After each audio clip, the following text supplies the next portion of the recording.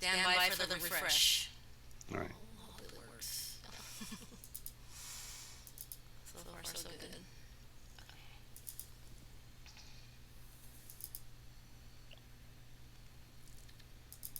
It says live now. Coming in.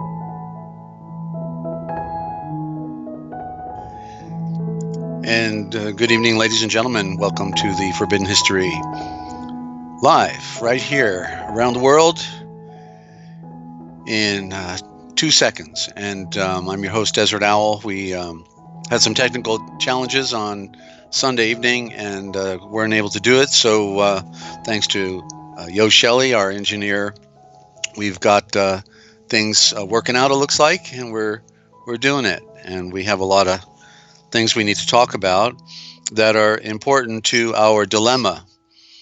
And we have a dilemma, and that is how are we going to deal with being here in this world? And hey, Jet, good to have you. And anybody else listening out there, we're we know our world's going down, and there's nothing we can do to stop it. There's actually people that are working on that part of the deal, and they actually think this is their world, and they're supposed to fix it. And it's a noble cause, but yet it is when we wake up to the truth, we realize that we are not of this world. And so the way the world is the way it has always been. It's because it is a dichotomy, it is a duality, and the darkness dominates. If you have not noticed, but I know all of you that are tuning in right now have noticed that this is somebody else's world.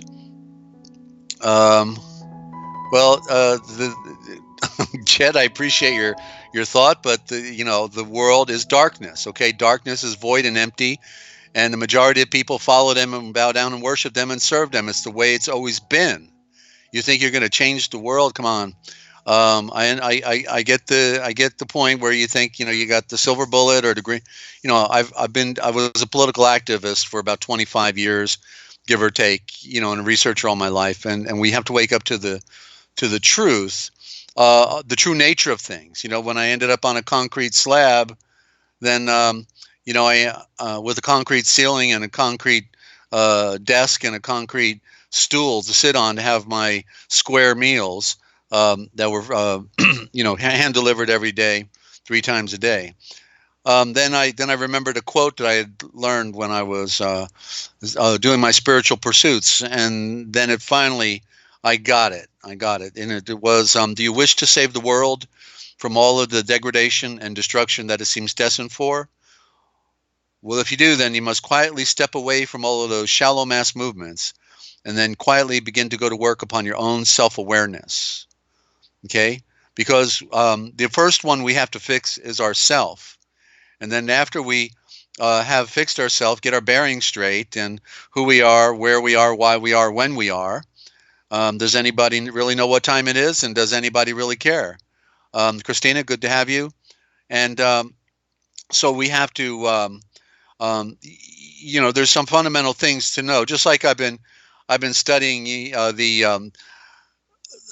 a lot of stuff since I was looking at the works of Zoroaster and Persia. I've been also, and then studying Waddell's dictionary on the Aryan Sumerian language, and then and some of the other works that are relevant there. Then all of a sudden I realized, that this whole nonsense about stitching, this everybody buys into it, you see, because they don't know who they are, they don't know where they are, they don't know why they are, and they don't know when they are. And so somebody comes along out of Switzerland. Interesting, he comes out of Switzerland, and he probably from Jewish banking, and then he's the only guy, some novice who's not even a scholastic, in the true sense, and he claims that he's now decoded, even though he's never written the dictionary. He's now decoded the Sumerian text, and claims that the Anunnaki are from a solar system that doesn't even have a star generating, doesn't even have its own star to generate heat and power and all the things that our sun produces for our planet. They don't even have a star, and they come around, as the binary twin every 5,500 years, or ever how many years it comes around.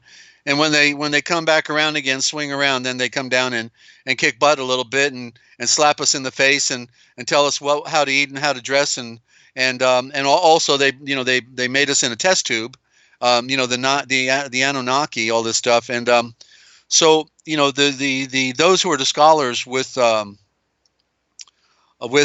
Sumerian, called it stitch and fiction, I think is the term. They have a website, Stitch and Fiction, or something like that.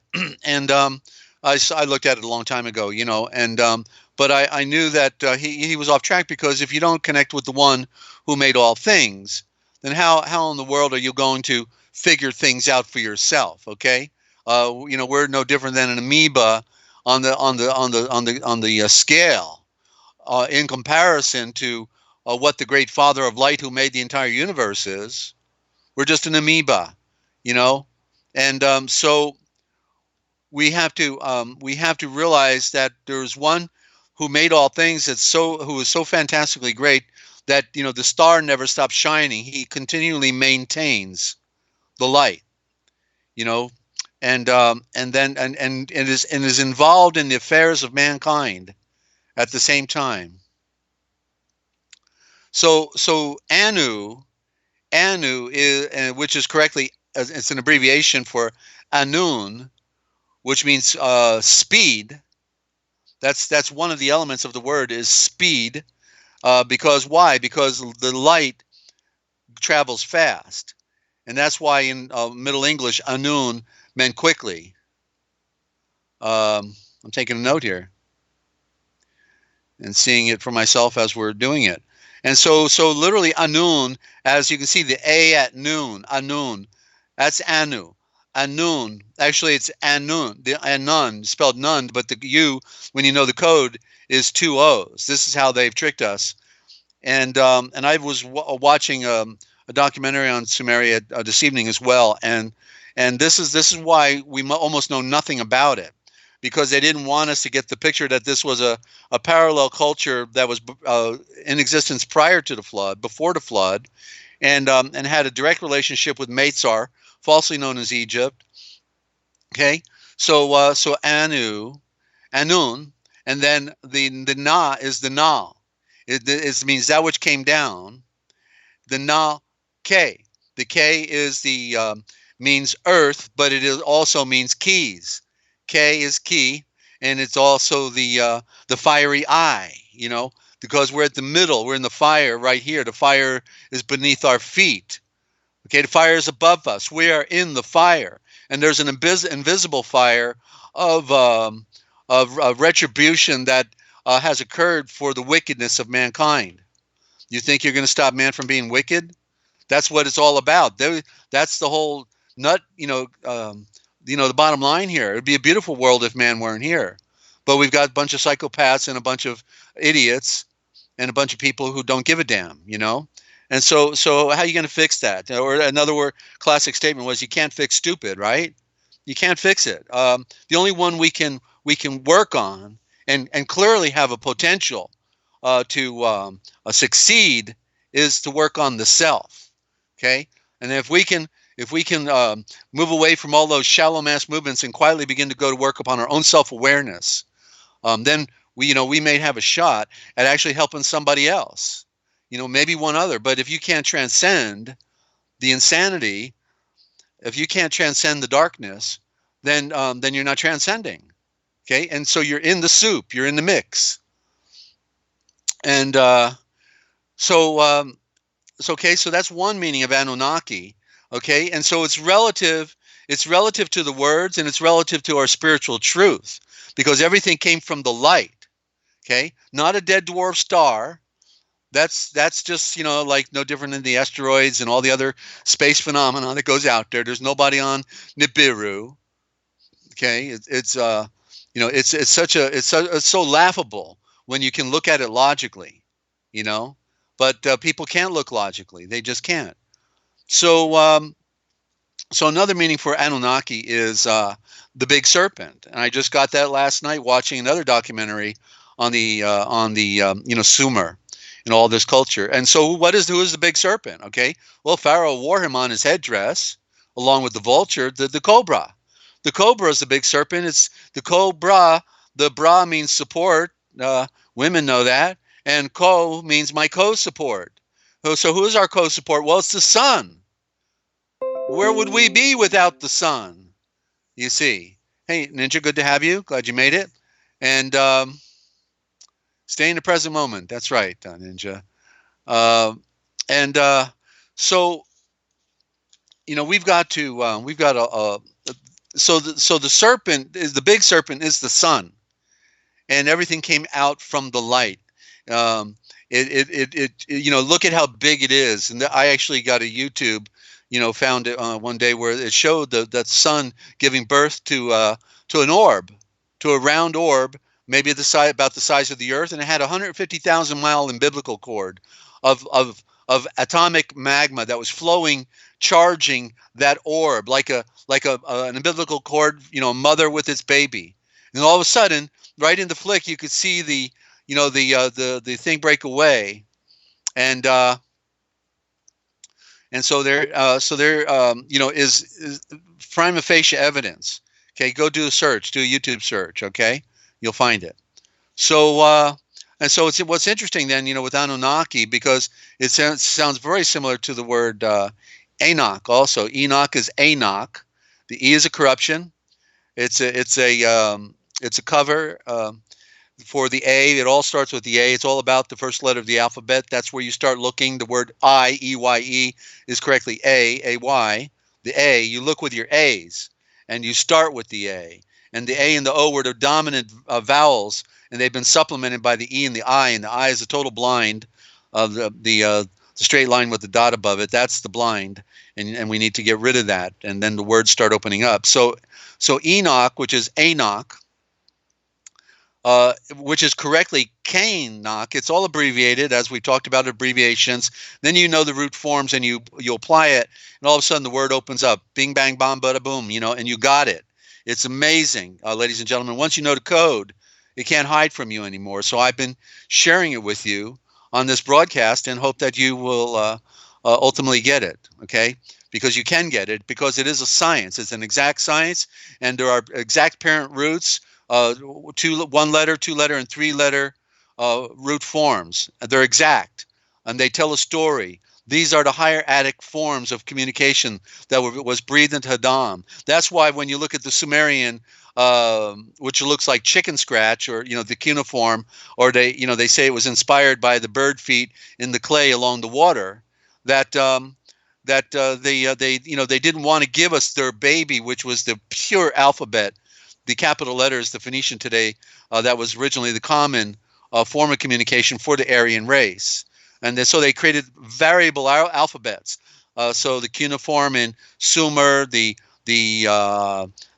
pictographs, the hieroglyphics in Meitzar, then all the different, what ultimately became the Demotic, like we see in Arabic, and what was replaced in Syria.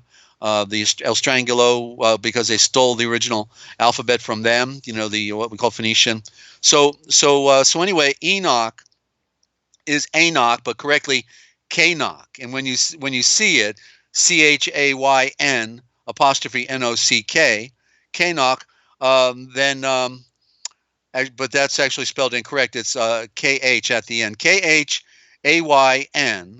Cain. There's the word Cain.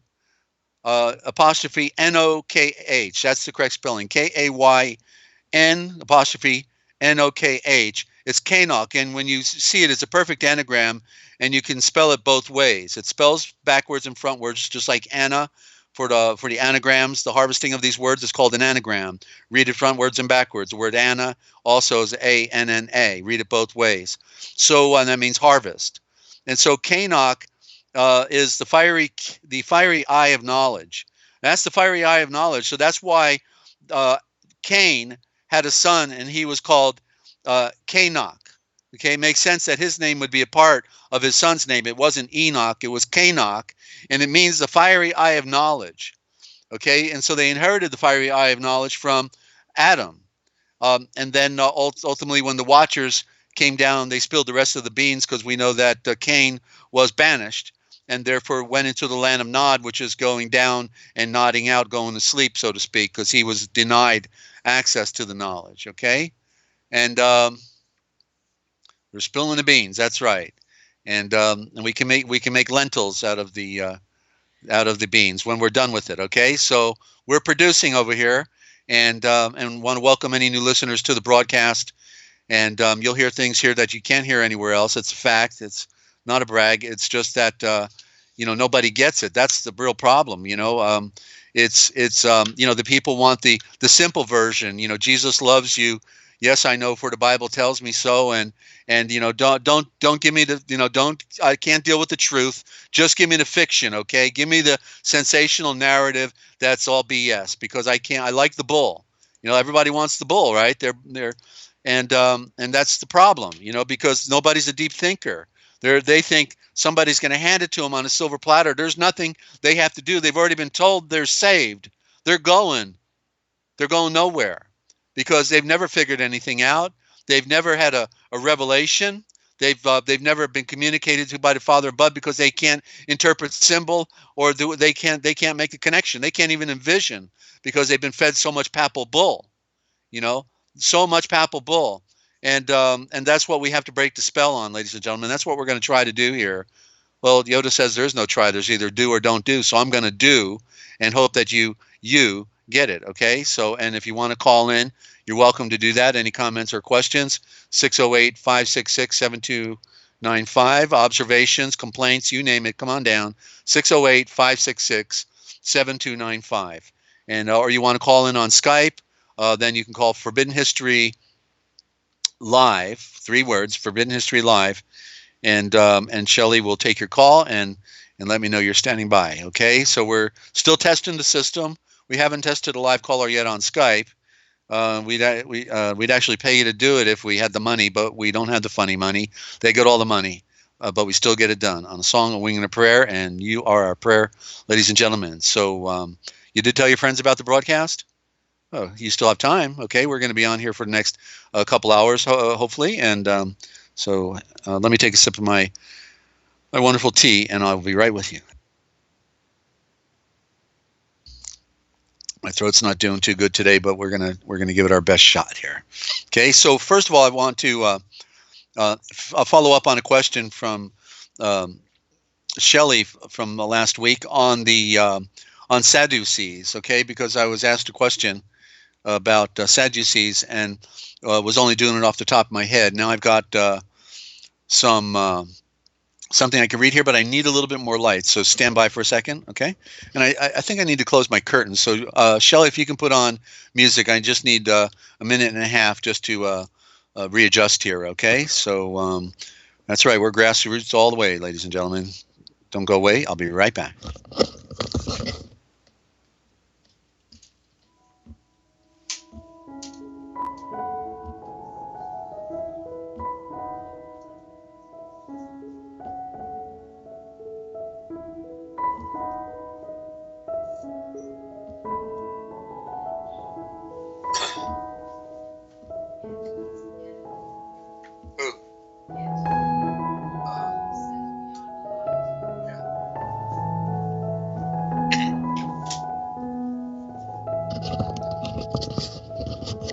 Okay, I am back. Thank you for that. And so the question was, what is the origin of the word Sadducees? Like I always think of them like as seducers, because that's what they are. That's what they're really just another version of the Pharisees. But what's interesting is they all were distinctly different. The Sadducees didn't think spirits were real, and of course we are the spirits. Other than the Great Spirit, we're the other spirits. People talk about the things that go bump in the night, but yet they can't substantiate it by the words, nor can define how these things came to be within our scriptures, because they're interpolated. Just like the word Adonai is interpolated, which backwards is India. They took away the sacred name Yahweh and put in Adonai. I like that word Adonai, right? Adonai. They want us to, everything's a denial anyway. Then, the word Jew. There were no Jews back then, and they were Judeans or Israel or Hebrews, but there were no Jews back then. The word Jew didn't come on the scene until 1,000 years ago. Then also, angel. This whole idea about angels. Nobody gets that one either, because angels are Anglo-Saxons. Look it up in the Latin dictionary from 1812 or from the Middle English dictionary. In each of them they say see English. Okay, so you have to define things by words. And the other thing was, okay, we're on, what day? Tell me what day of the week, the devils and the demons and Satan and Lucifer, if these entities are real, okay, but show me where they come from, and I'll show you where they come from, okay, because they're not real. They were put into our minds by the controllers that be. It's called mind control, and these ideas originated in Babylon, and prior to Babylon in Hindustan as well, and from the ancient Vaikoresh or the Watchers. They what they did is called second person removed. The criminal, the thief, he points at somebody else. He points at you, says, "You're the thief. There's the thief over there. See over there? They got you looking over there, and they don't want you looking at them, because the spirits that are doing all the damage on our planet put on their serpent, just like everybody else. They put on a shirt and a pants, and that's the serpent, and that's them, the people. And the word serpent was corrupted into Satan, which is the Hashatan in the Yiddish Hebrew, and so the serpent. Okay, is, and then it became Satan. Then they turned the word serpent into Satan, Hashatan. And and I can show you where they put it right in the scriptures. It was in Chronicles. I've got the place tagged. I can show you anytime. And yet it was talking about not, this is the word Satan was used to supplement the word enemy. And it was the enemy that was going to invade. And they, instead of calling him the enemy, they called him the Satan. And that's how they slipped the camel under the tent, the nose under the tent, and got in with that terminology. Same with devil. Devil was adversary, and the adversary was always, the Philistines or the Mesraim, the Egyptians. And but so they've changed these words, ladies and gentlemen. That's how they do it, because they don't want us to get the true picture, and that it is man is the problem. Man is the problem, okay? And a few women that go along for the ride with them and have a party, okay? So Sadducees, looks like you've really been doing some work there, Shelley. Thank you for all that great graphics you're sharing with us tonight. Wow. Okay, so Sadducees, probably the same. This is coming out of, I've got two dictionaries here. So this one's coming out first out of the Dictionary of the Bible by Hastings from about 1903. Okay, and so it says Sadducees. Probably the name Sadducee is derived from the name Zadok, a notable priest in the time of David and Solomon. And then his descendants played a leading part among the priests, and that Ezekiel regarded them as the only legitimate priests. Okay, Ezekiel 40:46, and so on. The name indicates the fact that most decisive for the right comprehension of the Sadducees. The name indicates the fact that the most decisive for the right understanding of the Sadducees. Okay, about the year. So I'm going to go now into Smiths, because I did a follow-up, and Smiths had a little more here. So Sadducees means followers of Zadok, according to Smiths from the 1800s, who didn't. A religious party, they're always having a party, or school among the Judeans at the time of the Moeshiach, who denied that the oral law, the oral law is the Talmud, okay, because there is no oral law in the Mosaic law. It starts with the 10, and then they had other customs that they were importing, customs to live by as well, but it was all written down. There was no oral, okay? That's Mishnah, that's Talmud, okay? And that's how they blend it. They blend it, and you can't see the right hand from the left hand because they're holding hand and right in the middle. And so it's the greatest trick that they played on us, okay? So the Judeans at the time of the Moeshiach, or Christ, who denied the oral law was a revelation. So they deny totally that the Talmudic Mishnah was a revelation of God, and God being the Pope, of course, so we know it's Yahweh, and they called him Adonai. So they deny that the oral law was a revelation of Adonai to the Israelites. Okay, they deny it. So there's the battle. A house divided. One says we think demons and devils and all these things that go bump in the night are real. Sadducees say no, they're not. And then the Pharishees say that the Talmud, the oral tradition, is also relevant. You've got to wash your pots before you use them. Wash your hands before you you got to bend over and kiss our big toe. You've got to do all these things. Don't you dare pick up a hammer or heal anybody on Saturday. All of these things. And so both of them were at odds with each other. They're both at each other. So they're divided right out the gate. The two factions, the two halves of the coin are both different. Okay. And so here we don't have to buy their papal bull anymore, because you see their own hypocrisy and controversy. Okay. Except on one occasion, Matthew 16:1-4-6. Each of those. The Moeshiach never assailed the Sadducees with the same bitter denunciations which he uttered against the Pharishees. The origin of their name, Sadducee, is involved in great difficulties, without doubt. How did it come to be? And you'll notice the confliction also with the S and the Z, because it's being claimed that they're Zodiacites, right? And so they take the Z. There's a battle between the Z and the S, and that's like on the beach. They call it sand, but it's not sand. It's Zen. What is on the beach is Zen, and it means without number. And it's correctly Zan. The E is a corruption. It's correctly Zan. There's your word for sand. The Zan. The Zan means infinite, without number. Go count the Zan on the beach. You'll never want to start, will you? You wouldn't even want to count a cupful of sand. It is so infinite. And it represents the atoms of the universe that made all things.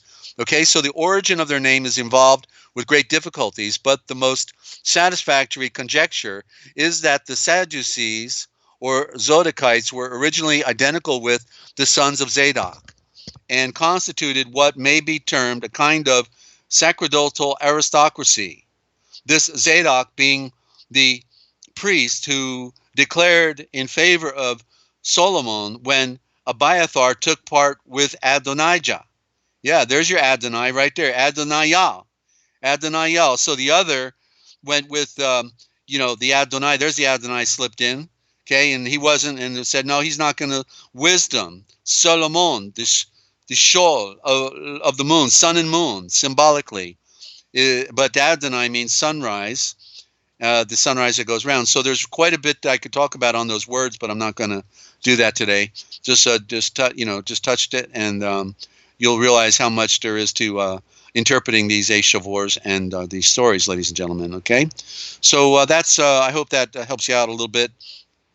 Shelley, and thank you for the question. Love questions, and that's the problem. Nobody's asking questions. I guess they've got all the answers already.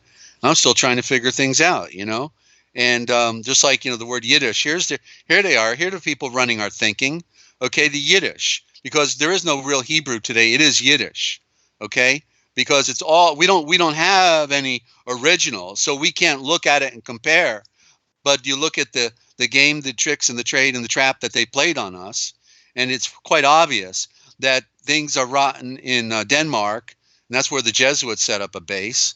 And these banking Jews, working for the Vatican, have been given free reign to have the financial party on us, and to break the backs of any nation anytime they want with the funny money system. And just like, they loaned out all the illusions of money. They loaned nothing to all the people, like in America, right, for their homes. And then whenever they're ready, they call on the note, and the poor people are put out on the street, and they've got no recourse because it was never a lawful arrangement to begin with. There's no law to support it. There's no law because we're under bankruptcy. Okay, we're under public policy per the War Emergency Powers, emerging C. Okay. And Ninja, you're saying, I'll rewrite mine. It's up there. Just give me a second. Okay, yeah, throw it back in, Ninja. I'm sorry I missed it. I see, don't forget, put my name in all capital letters, ladies and gentlemen, if you're sending me a message, and don't be afraid to just paste it again because I'll eventually get it. Okay, so Yiddish is two words. There's Yid for Yud. Yud is Yud is a corruption of what goes further. Yid is Yud, and that's Y-U-D, but it's correctly Y-O-O-D, but then the D is a corruption, and it's a T-H, so it's youth, Y-O-O-T-H, and put an A at the end. Then you've got Yutha. There's the word for Judah, Yutha. So Yud is Yutha, and Yutha is a dot. The Yud is a dot. And the dot, the little tribe, Yudah, after all the 10 tribes are gone, you got the little tribe, Yudah, that's left. It's the Yud, it's the dot. It's Yerule Shalom, Jerusalem. And so the dot is a star. So they're claiming Yiddish is claiming to be a star. Okay, because that's what Yudah, the lion, right? The lion is the picture of the star. And so so youth, then Ish, as I've pointed out on many programs, is a corruption for Asha. Ish is woman, and it's Asha. So Yiddish is correctly, when we break the code, is euthanasia. And so euthanasia sounds like euthanasia, doesn't it? Euthanasia, that's when they put you out. Okay, so literally euthanasia, as if now it's a power word. It went from being a dumb sounding word like, like pork or something, Yiddish. Then it becomes euthanasia, the power word. And then what it literally means is the royal star and eye of Asia. So you see who the Jews are claiming to be. They're claiming to be the royal star and the eye of Asia. Okay? When they are mother sons of darkness in their Masonic cult, their secret handshake club. They hate your guts in their Kabbalistic, Babylonian Talmudic tradition. And so their Zion is world domination. They've got the Talmud that tells them how it's okay to kill you because you're just cattle. Okay, so Jet, you have a question. Owl sounds like youth, which is started by a dot, the ovum. Okay, desert owl. Okay, I thought you were talking about owl. Okay, desert sounds like youth, which is started by a dot, the ovum. Okay, Utah, right. Well, anyway, the smallest. No, this is when Yeshua said, that not one dot nor one symbol or one letter, one dot or one letter, would change within the law. Okay, until all were fulfilled. Until all were fulfilled. Until all were fulfilled. When was it fulfilled?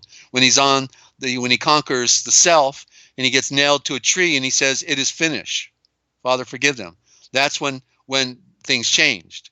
Okay, he said until the fulfillment. Okay, so anyway, there's Yiddish. We're just defining terms here today a little bit before we go further, and then and we've got elders. Actually, elders now just studying this the Sumerian Aryan dictionary and some others here of last day.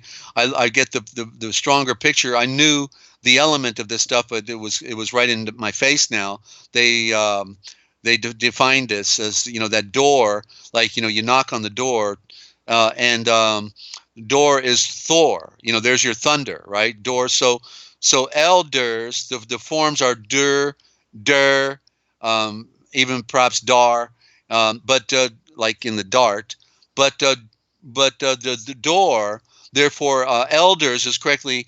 As I learned that the El comes from the Babylonian Talmud, and therefore it is a corruption for Ul, because El symbolizes, Elohim or enlightenment. There's your elevator going up to the light, elevated, so elders is literally correctly Ul Thors, the Ul Thors, and that's what the elders are. Then the elders are correctly, in the original thought, the Ul Thors. They are the power of the owl in the literal sense, but literally it means the power of vision. Naturally, the elders should have the power of vision. And so there you go. You heard it here first, ladies and gentlemen. I know you're soaking this up, aren't you? Right. Hope it doesn't. You have to listen to this stuff for a while because it's a deep science, and you didn't learn this in school. In your shul. Okay, you put on your shuls to go to shul and to learn, and you put everything on your shoulders when you went home with your backpack, right? And your shul, and nobody defines these things. The shulfar is the ram's horn. Shulfar is a scribe. The shulfar is what we call the Bible. The shul, the knowledge that it goes far. The shulfar, the word far is still there. The word far has not changed. And we're going to go a little more into that Sumerian Aryan dictionary as well. Okay, so I'm doing that. I do a. Your ears are adjusting. Way to go, Jet. Congratulations.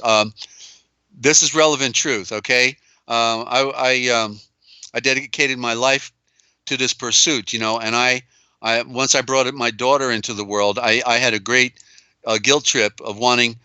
Thinking, okay, I brought a life into this world. What am I going to do now? I got to give her the truth. so that she could find her own path into eternity, because we have to be the second born. The firstborn ain't going to get it. The firstborn are dead. They were born in the fall. And that's why Yeshua said we have to be the second born. Look at all the stories in the book of Ganesha, Genesis, and you'll see that the firstborn are out of here, and the secondborn are the ones that get the promise.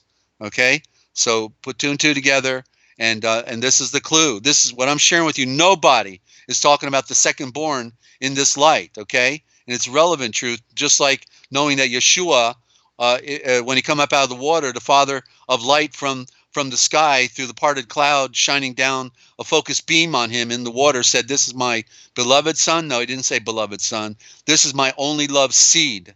My only loved seed. We have to know who the only loved seed is, because there's a debate going on today about who, the where, why the seed, who the seed line is. They still can't figure it out.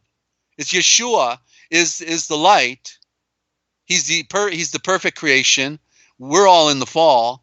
And we have to put on, we have to be buried in him in the metaphysical transformation.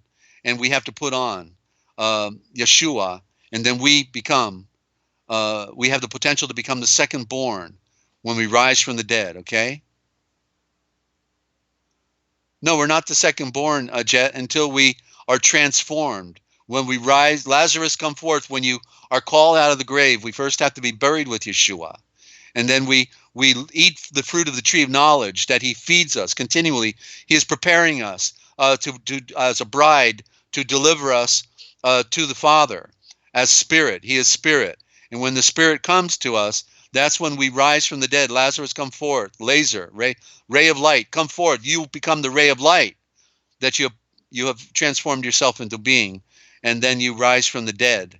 And death no longer has dominion over you, you see, while you're here right now. Okay, so feet is the star ray. Feet is fate.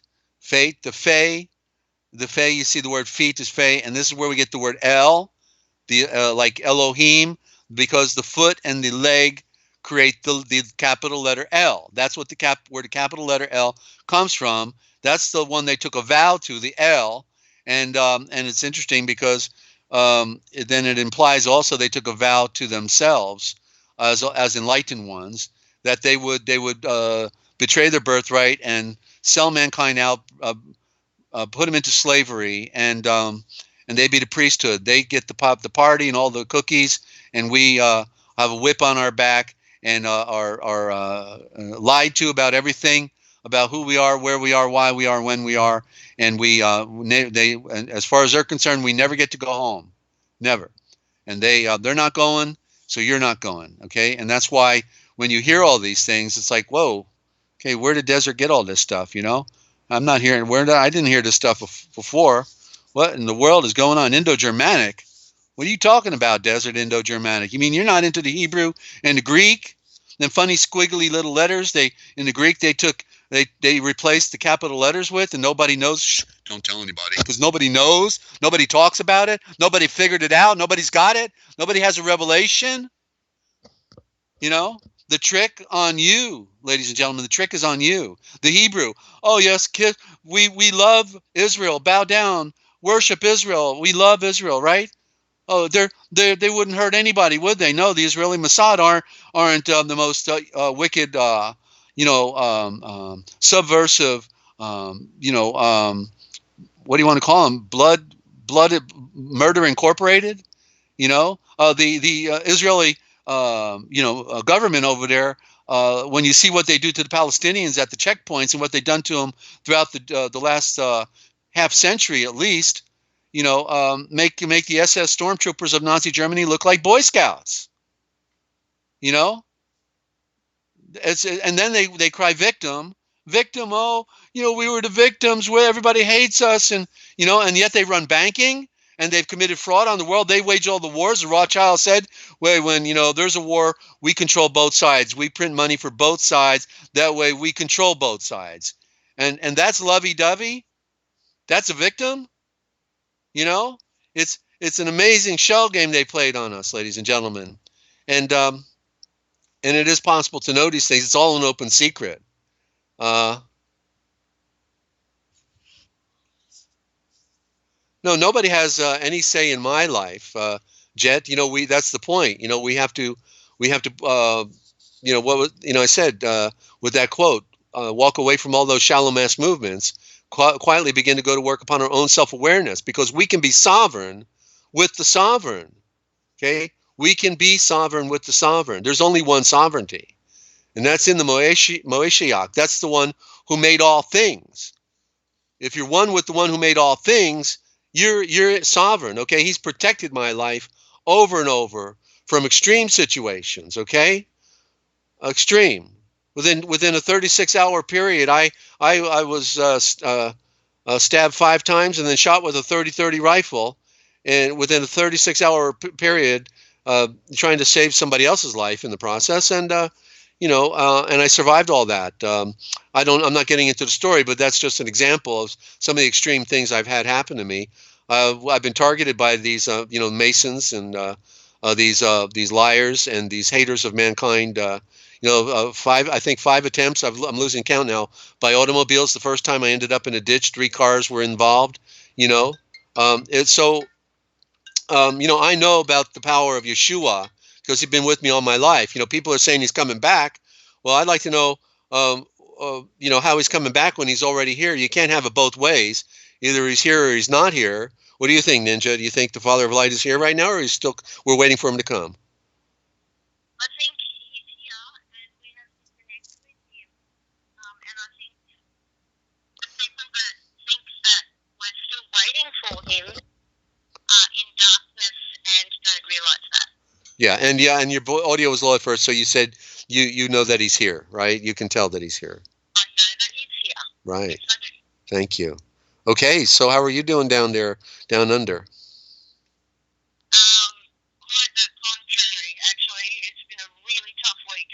The latest fiasco, been spending the last 3 days trying to repair an inner tube on the scooter, which is our only transport. Mm-hmm. So, yeah, and I was all good to go yesterday. I had all the tools and had the wheel off and was ready to fix the inner tube in it, and I can't get the bolts out of the wheel. It's like they're glued in. I can't get it undone. Okay, did you spray him with WD-40? I tried that last night and still have not had any success. I haven't looked at it. I haven't done anything with it today. I'm going to go and have a look and see if, sitting overnight has sort of let it seep in. Okay. Okay. Yeah. Otherwise, I have to. You have to get a man. Tire and I have to grab the tire and get Mum and go on a bus somewhere. Yeah. Okay. Get that Oh, set up. I'm so. I do that. I want to do it myself. I know. I don't. I'm so sorry to hear that. Oh, okay. Yeah. It's just we're restricted enough, and just finding the time to get that done while looking after Mum and dragging Mum around to different places on buses. It's cold, and me trying not to be frustrated with the stupid flat tire and Mum not getting it. I have to keep telling her to stay out of the garage because I don't want her to stand in danger because the scooter's propped up at the moment, and if it gets bumped or something, right. I wouldn't want it to fall on anybody. And just all these little things. Okay. Yeah, it's just hard. Well, just give thanks for all things. Okay, that's the first secret, and realize that these problems don't compare to the bigger one. So just work around them. Yeah, just maintain the peace that in the present moment, and things will come together. Okay. Okay. Yeah, I do appreciate this program right now. That was one of the first after my coloured heart. That was the first thing I said in the chat.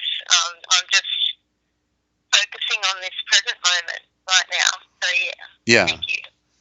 Yeah. Well, it's I can't get over all these new graphics. Shelley's coming up with here tonight. I guess she's working behind the scenes. I don't know how she's doing it. I've not seen these before, and so you and her both are getting inspired. I see, looking at each other's programs, so it's a lot of fun. Yeah, and we're inspiring each other. yeah, and well, I'm inspired, as you can tell too. I'm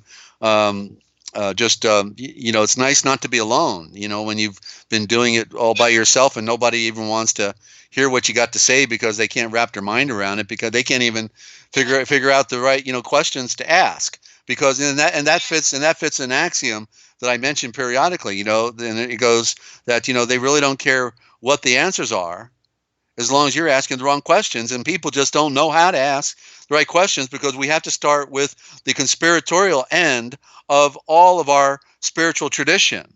That people think they've been handed their King James Bible. Hey, don't mess with my King James Bible, man.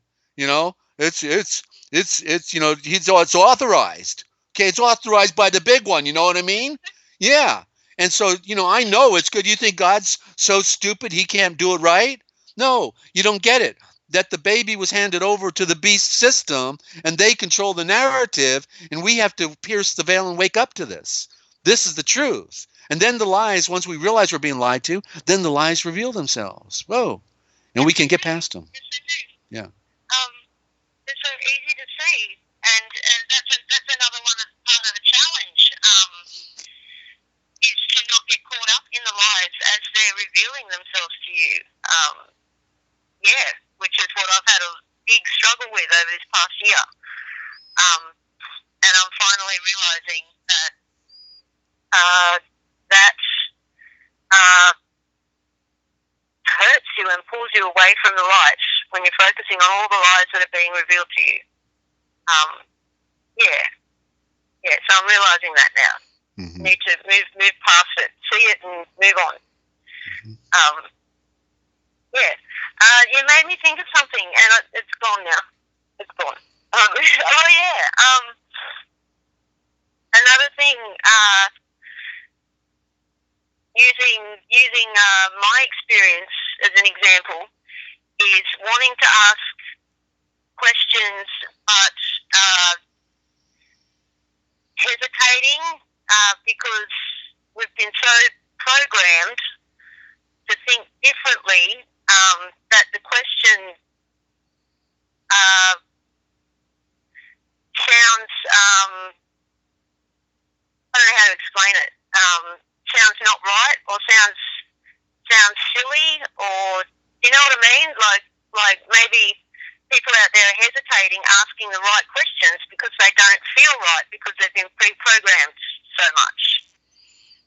Well, there's always everyone may have a different reason. Some may feel that their question's just too insignificant, or, things like that. But that's not the case here, because every question deserves an answer, and everybody's starting from somewhere. I started with zip at one point when I came into this world, and nobody talked to me, and so I had to learn how to plow the field myself. I had to learn to connect with the the spirit, the invisible, because I had no one to talk to. I was on my own, literally, and I found out all my friends were jerks, and my family didn't care about me. So it wasn't hard to hit the road, leave New Jersey, and go out to the big heartland, and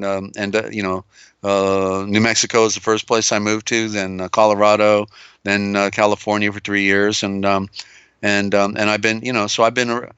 I never looked back, because and so what happened to me was for a reason. If we see ourselves connected spiritually, we know that all the events in our life were triggers to bring us to where we are today, and a lot of it's painful, and we wish we could have had been a different way, but here we are. We're absorbing. Yeah. Mm-hmm. It brought us here today together. Absolutely. I do have a question that I'm not going to put in the chat again. That's why I called. Okay.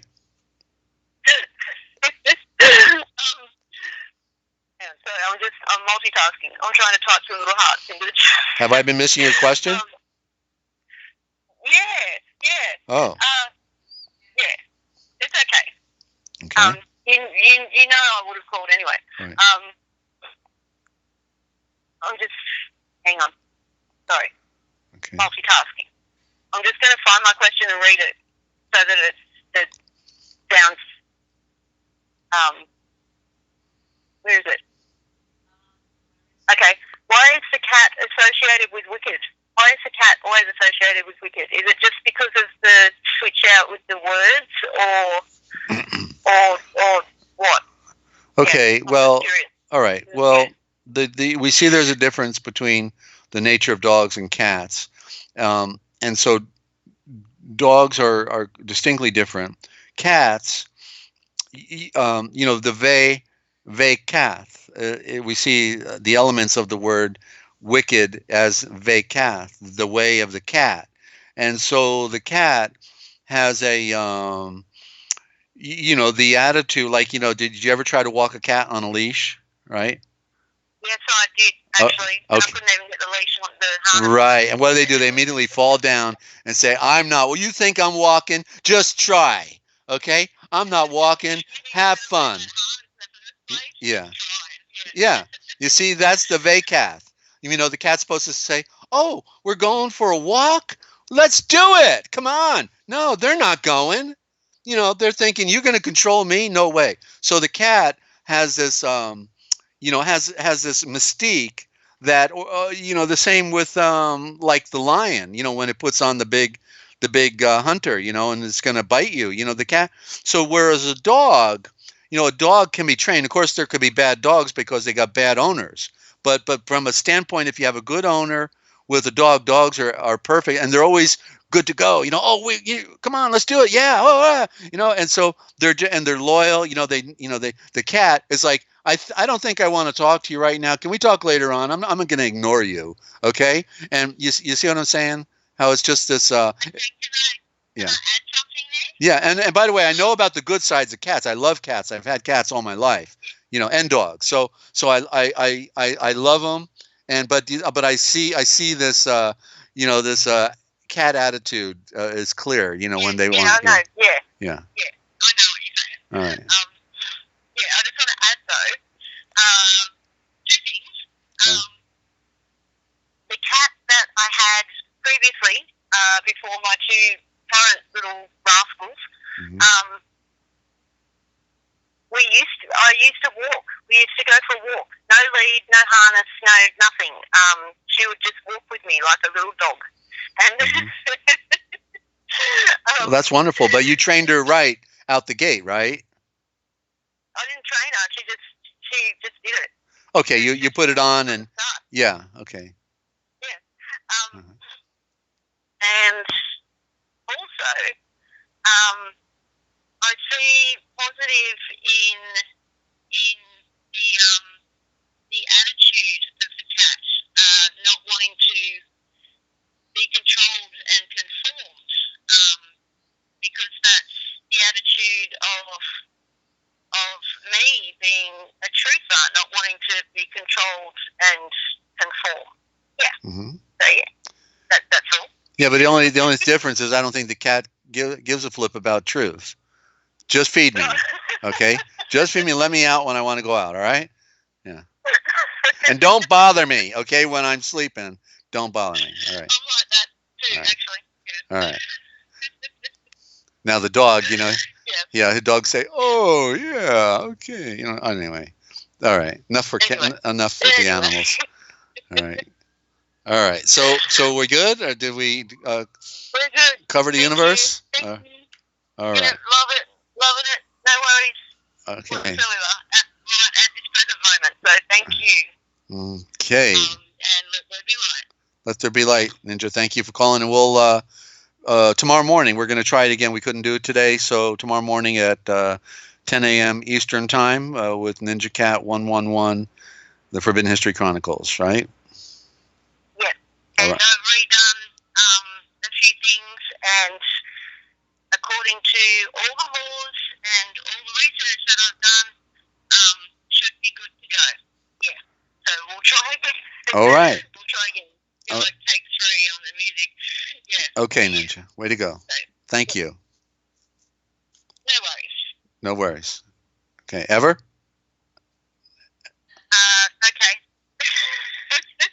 No worries ever? Do they ever worry down there? No. No worries. Okay. Well, I'll tell you what. The people, if they knew the truth, they'd start worrying. So, and then they'd have to. I was just thinking, if you're referring to the majority down here, they have no worries because they have no idea. Yeah. That's true. Yeah. Yeah. They would just change the channel. That's all. That's why they like channels. Yeah. Yeah. Okay. Put it on instead of the footage. Yeah. All right, Ninja. We'll see you back in the chat and we'll look for you tomorrow morning. Alrighty? Okay. Love you guys in the chat. And thank you, Desert. Amazing as always. Thank you. Okay. Okay, I'm being offered the red pill here. I think I'm going to take it. We'll talk to you later. Bye-bye. Okay. See ya. All right. All right, Ninja Cat 111, and she's always good to call. So I'm grateful for Ninja.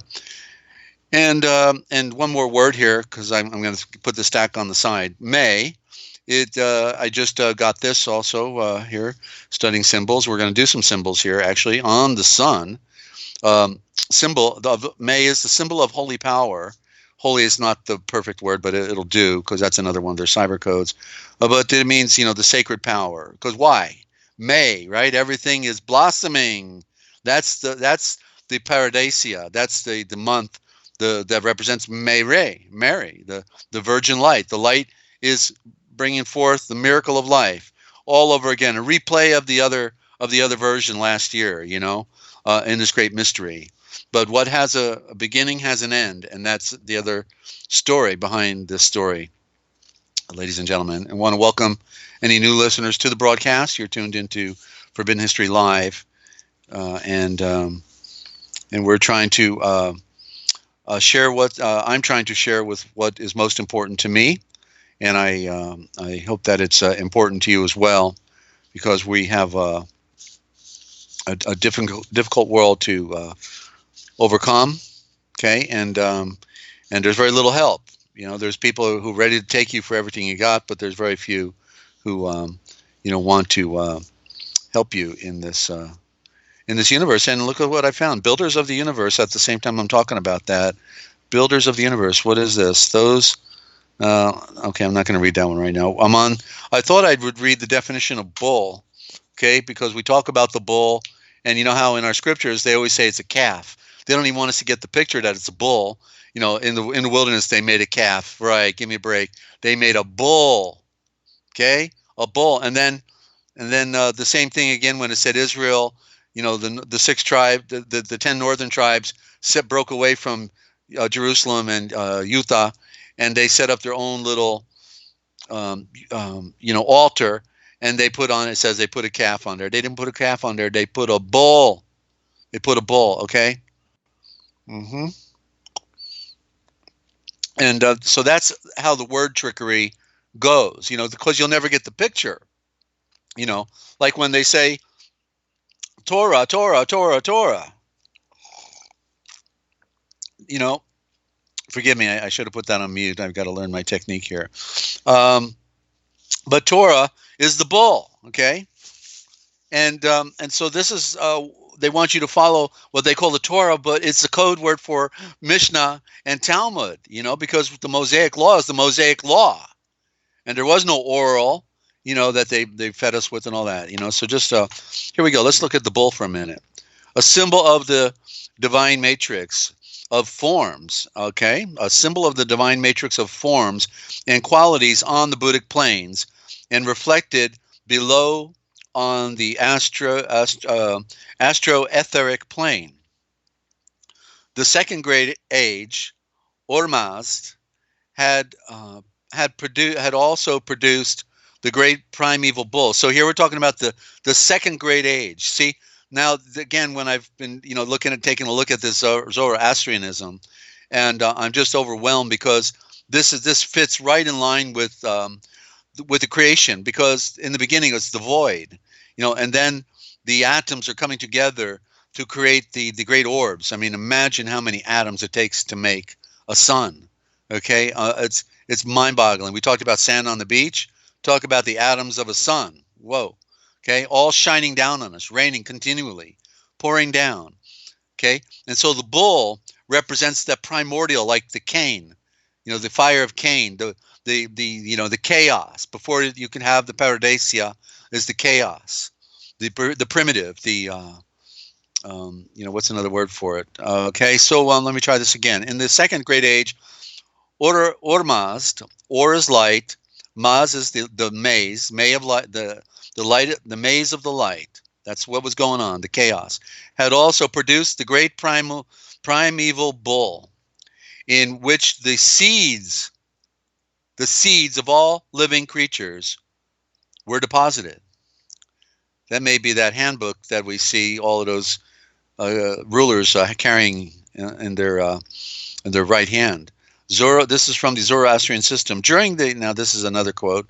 During the second period of cosmic activity, here we are still in the second great age, 1 billion years, the divine will had created on the Buddhic plane the womb of all living things upon the astral and etheric plane. The womb is the cosmos, and therein the mental seed germ of the lower activities and forms is placed, and the lower womb could also then be the orb of the sun. It's a possibility, or of the earth. It's very elusive here what we're reading. I'll continue. May he who is the strong bull, capital B, of the Vedas, assuming all forms, may that Indra, that's the prime god of India, one of the prime gods, if not the prime god. There we can see the word India is in there, Indra, but he's really the hidden woman. He's actually Indrani, just like Santa Claus is really feminine. That Indra strengthened me with wisdom. And so these are the watchers who produced this ancient writing, of course, and they knew the real story. Continuing, may the divine life which germinates within all forms, bring the soul, through its devotion to truth and right, the strength of wisdom, which is its heritage in the sun above. The heritage in the sun above. The original of the universe contains in itself all intelligible being, just as the world comprehends us and all other visible creatures. For the deity, and I guess an implication is that we all recognize, certain basic things. We certainly don't recognize what should be obvious in many respects. For the deity, intending to make this world like the fairest and most perfect of intelligible beings, framed one visible animal, comprehending all other animals, that we are the one visible animal, right? And that's not the higher creation, it's the lower creation. That's us, the serpent, okay? Comprehending all other, and then it says animals, but what is animal? It is animating centers, all of the other animating centers, because all of the other creatures are animating. You take the word, okay, got a piece of paper? Okay, write down the word animal in the middle of a card, and then right directly below it a space, and then below it write primates.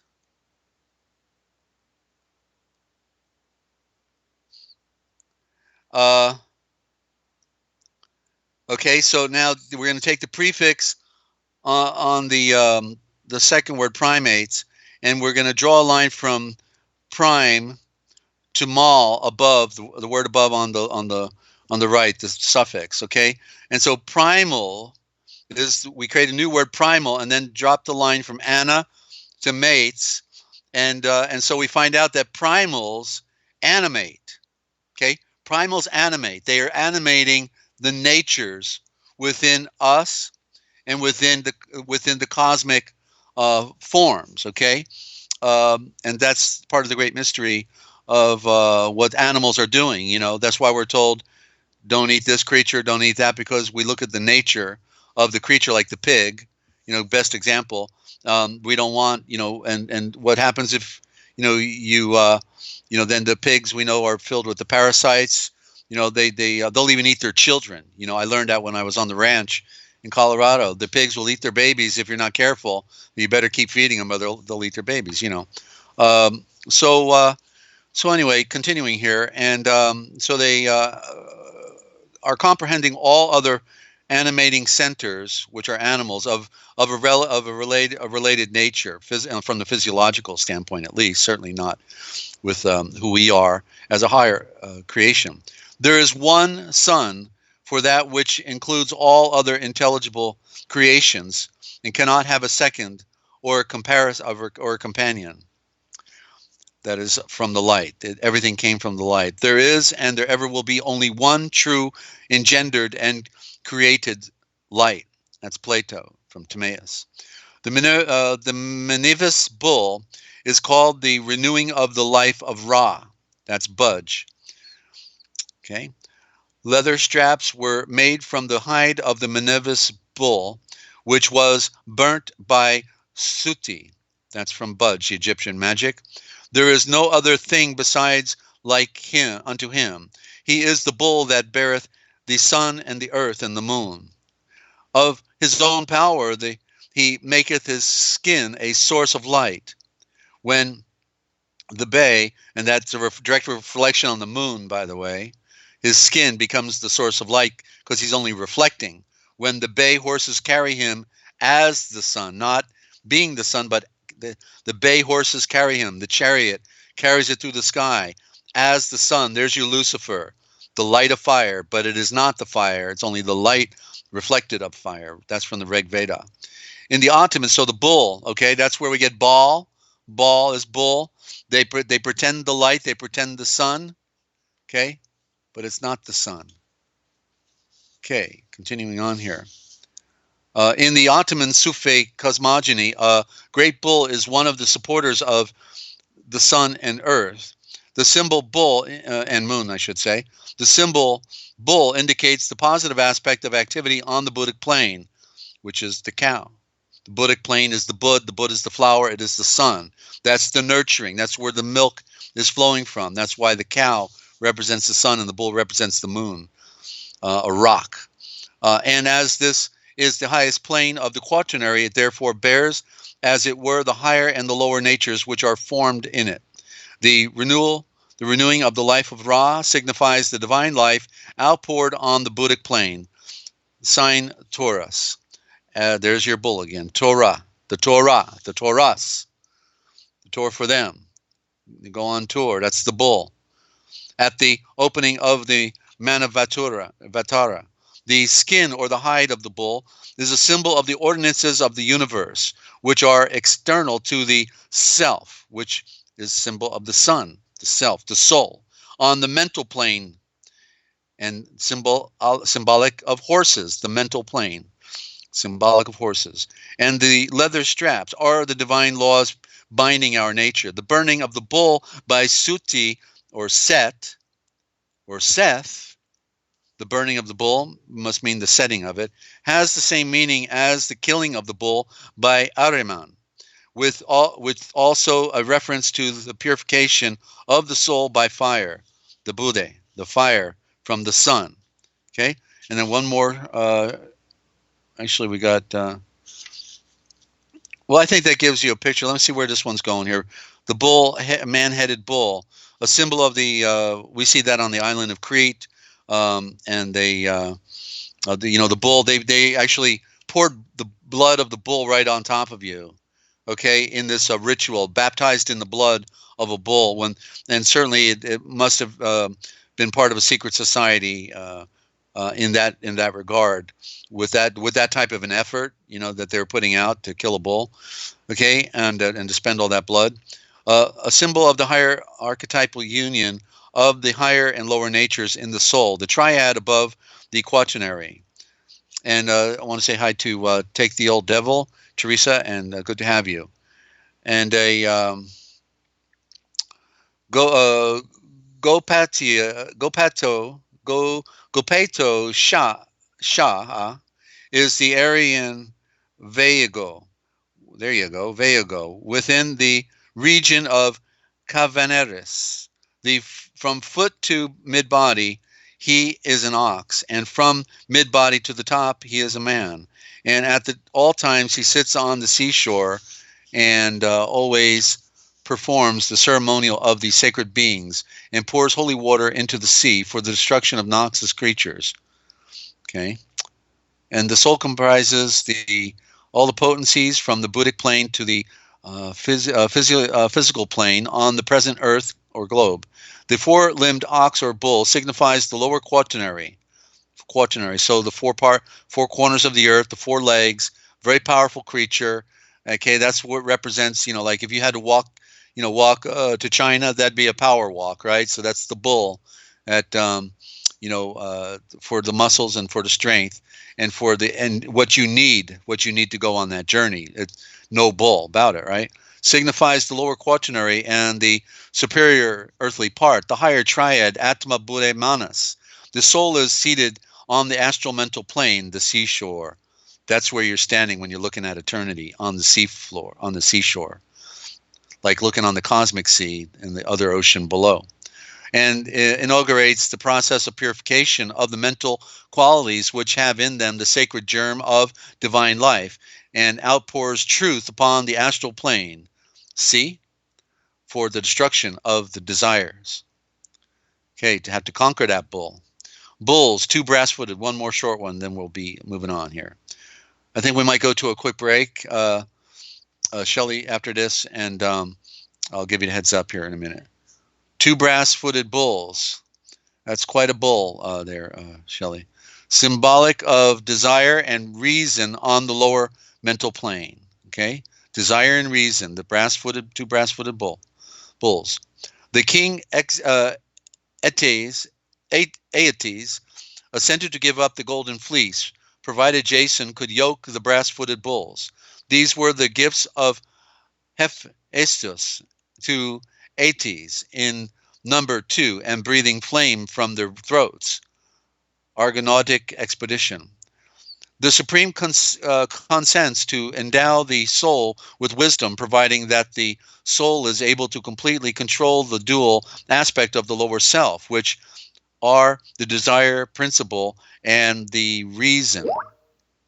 These were the gifts to the Supreme experience by him, Hephaestus, who had overcome the lower planes, and they breathed forth flame or burning desire, having not yet been quelled or mastered. Okay, so just a little bit to cover. Those were 3 definitions on the bull, and we hear about the bull all the time, but we never. There's I could probably find more in the dictionary on symbols, but I'm not going to go there. I'm got a lot I'm plowing here, so we're going to go to a break. When I come back, we're going to talk about scriptures. I'm going to show you a revealed correct original thought in our Aramaic scriptures. Okay, we're going to talk about the Aramaic and show how they ripped out some of the narrative. It's real easy to see.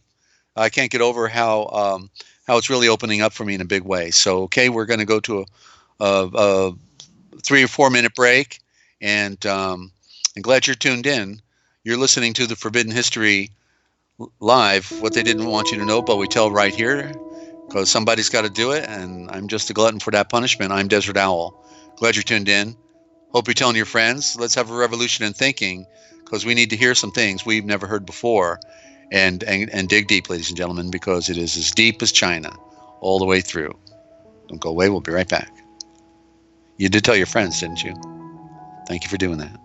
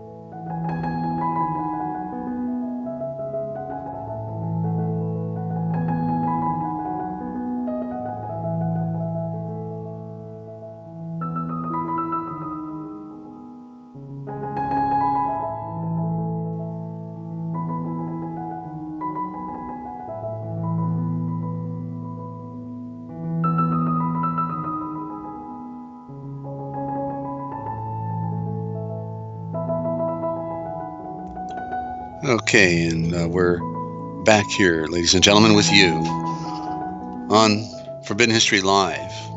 And thank you to our wonderful engineer, Shelley. She's doing a great job, and a lot of creative effort there she's putting out there. So, so grateful for all that.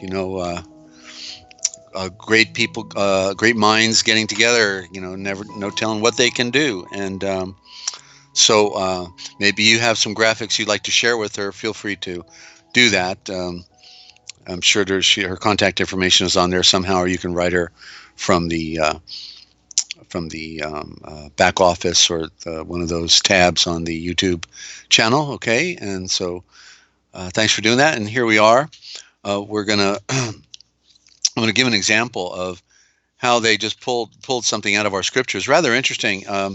Now that I'm reading so much more deeply than I've ever read in my life, comparing the Aramaic and the other Greek, and then reading the dictionaries, the Indo-Germanic, and getting past the bull.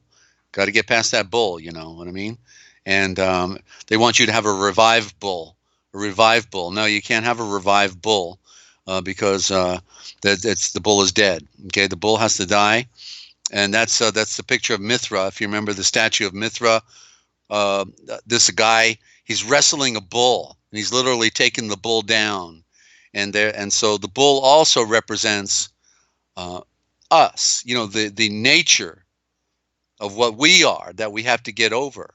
It's a major work, because the bull / serpent, just wants to push us around, tell us what to do.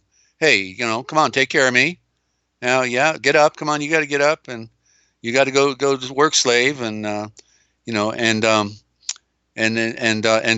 the spiritual aspect of life, the true nature of things that is of higher order that the flesh don't care about, because like it says, kingdom of heaven, flesh and blood cannot inherit the kingdom of heaven. It is spirit, and so great mystery. Right, and we reveal mysteries here, so if you've not been tuned in, just stand by, okay? And so Mark, I just was been looking at Mark and going over it through the Etheridge version from the 1845, and by the time I was reading it in Etheridge, it was like, wow, Mark is really just they really pulled some tricks on us in Mark. Mark actually has several endings, and if you get a copy of the Revised Standard Version, you'll see all 3 or 4 of the different endings in Mark, because it compares them, and most people don't even know that. But then in the beginning, or at one point when, I guess, no, it was at the end, when like chapter 15 or thereabouts, when they say he goes to the house of the Simon the leper. They wouldn't call anybody Simon the leper. Okay, if when you read the other Gospels, he went and had his feet anointed in the house of Lazarus by his sister Mariam. Okay, so but in Mark, he's over at the house of Simon the leper. You think they'd call a man a leper if he got cured of leprosy? They wouldn't call him a leper. That would be an insult. And so we know that in Bethany, even John the Baptist in the original gospel, we find out, hung out over there at Lazarus's house. Correctly, Ulazar. It's not Lazarus. That's another trick they played. Ulazar. And Elazar is the corruption. Ulazar is the correct form. And so anyway, I'm literally able, to point out several corruptions in Mark, and it makes sense that Mark's would be the most incomplete, because his came last. The propaganda is that his was first, and what a joke. Okay, Mark, who was a teenage boy at the time of Yeshua walking on earth, when the other 12 legates were following him, the royal messengers, apostles, were following him, and they were Levitical scribes, James, John, and Matthew in particular, had the gift of writing, but they didn't write theirs till 40 years later. And Mark, this teenage boy, wrote the Gospel of Mark, and they took all the other versions out of Mark. The bigger versions came out of this 16 chapter version, right? when if you read in the History of the Church by Eusebius, we find out clearly that Mark followed Kephe correctly for Peter through all the Turkey and then into Greece, then into Rome. And as he followed him, he was memorizing the stories, you see. And so by the time Kephe, Peter, is killed in Rome, then people were asking him to write down the story, all these stories. And so he wrote it down because he heard them orally. He was not a witness. He wrote down the repeated stories of Kephe. Okay, so it makes sense that he would have some incomplete or a smaller version, and but these corruptions. I know that he wouldn't have said the house of Simon the leper, and that would have been an interpolation by some wicked source. And this is what we find is that all of these scriptures basically they've already been altered by a wicked source through the Vatican, outside the Vatican at the College of Abbreviators run by the Jesuit Curii. Okay, so they've all been, even the Eastern, like I'm going to show you right here. But these guys did a great work. This Aramaic of the 5 books of Moses, and the Mosaic Law, not Torah, the Mosaic Law. In here, when we're in Exodus, in chapter 4, in verse 23, it says, and Moses, now what it is, Moesha, Moses, is coming to Meitzar to put Pharaoh on notice that you're going to let my people go. And so he says, I'm going to back up in verse 22, and I'll start with verse 21. And Yahweh, who is the great Elohim, breathed to Moesha, when you have turned to go to Meitzar, see all the wonders that I have done by your hands, do them before Pharaoh, and I will harden his heart, and he will not send away the people. And that reminds me, I got to grab Josephus because I'm going to talk about something real quick in there too. Okay. And so continuing. And speak to Pharaoh in this way.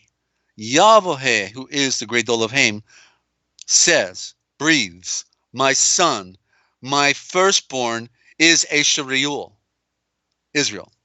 I have said to you, send out my firstborn, and he will serve me.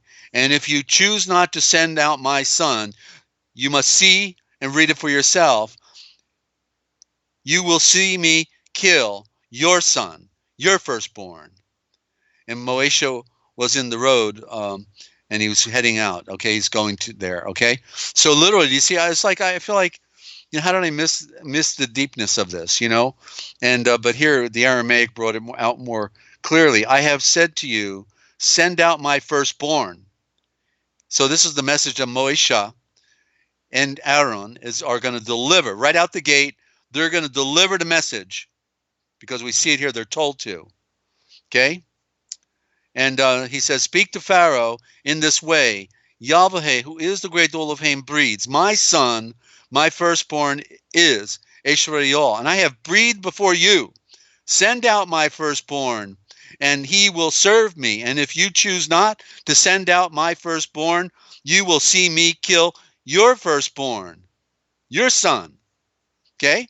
So that's what he's told to say. And so let's find out if he said it in verse 1.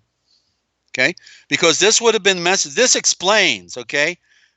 What really got me, and I got my rug stuck over here. Hang on a minute. What really gets me is it finally explains the enigma of why didn't Pharaoh just go out and kill him? Why didn't he kill him right out the gate when he thinks he can go and talk to Pharaoh? You're going to tell Pharaoh what's what? But there's a reason. The reason is because he was warned at the beginning that if you don't let my people go, my firstborn, I'm going to kill your firstborn. And he was warned right out the gate. But the question is, where did it go? So let's take a look. Okay. So in chapter 5, verse 1, and after that, Moesha and Aaron entered, and they said to Pharaoh, "Thus says Yahweh, who is the great Elohim of Israel, send my firstborn out, and they will keep a feast for me in the wilderness." And now let's ask the question, where did it say or else? Does it say or else anywhere? No. And yet, clearly, after that statement is made, which we find in verse 22 and 23 in the last chapter, so it should be reading, "Send my firstborn out, and so that they can keep a feast for me in the wilderness," or what? "Or I will kill your firstborn son." You see? And it's not there. It's not there.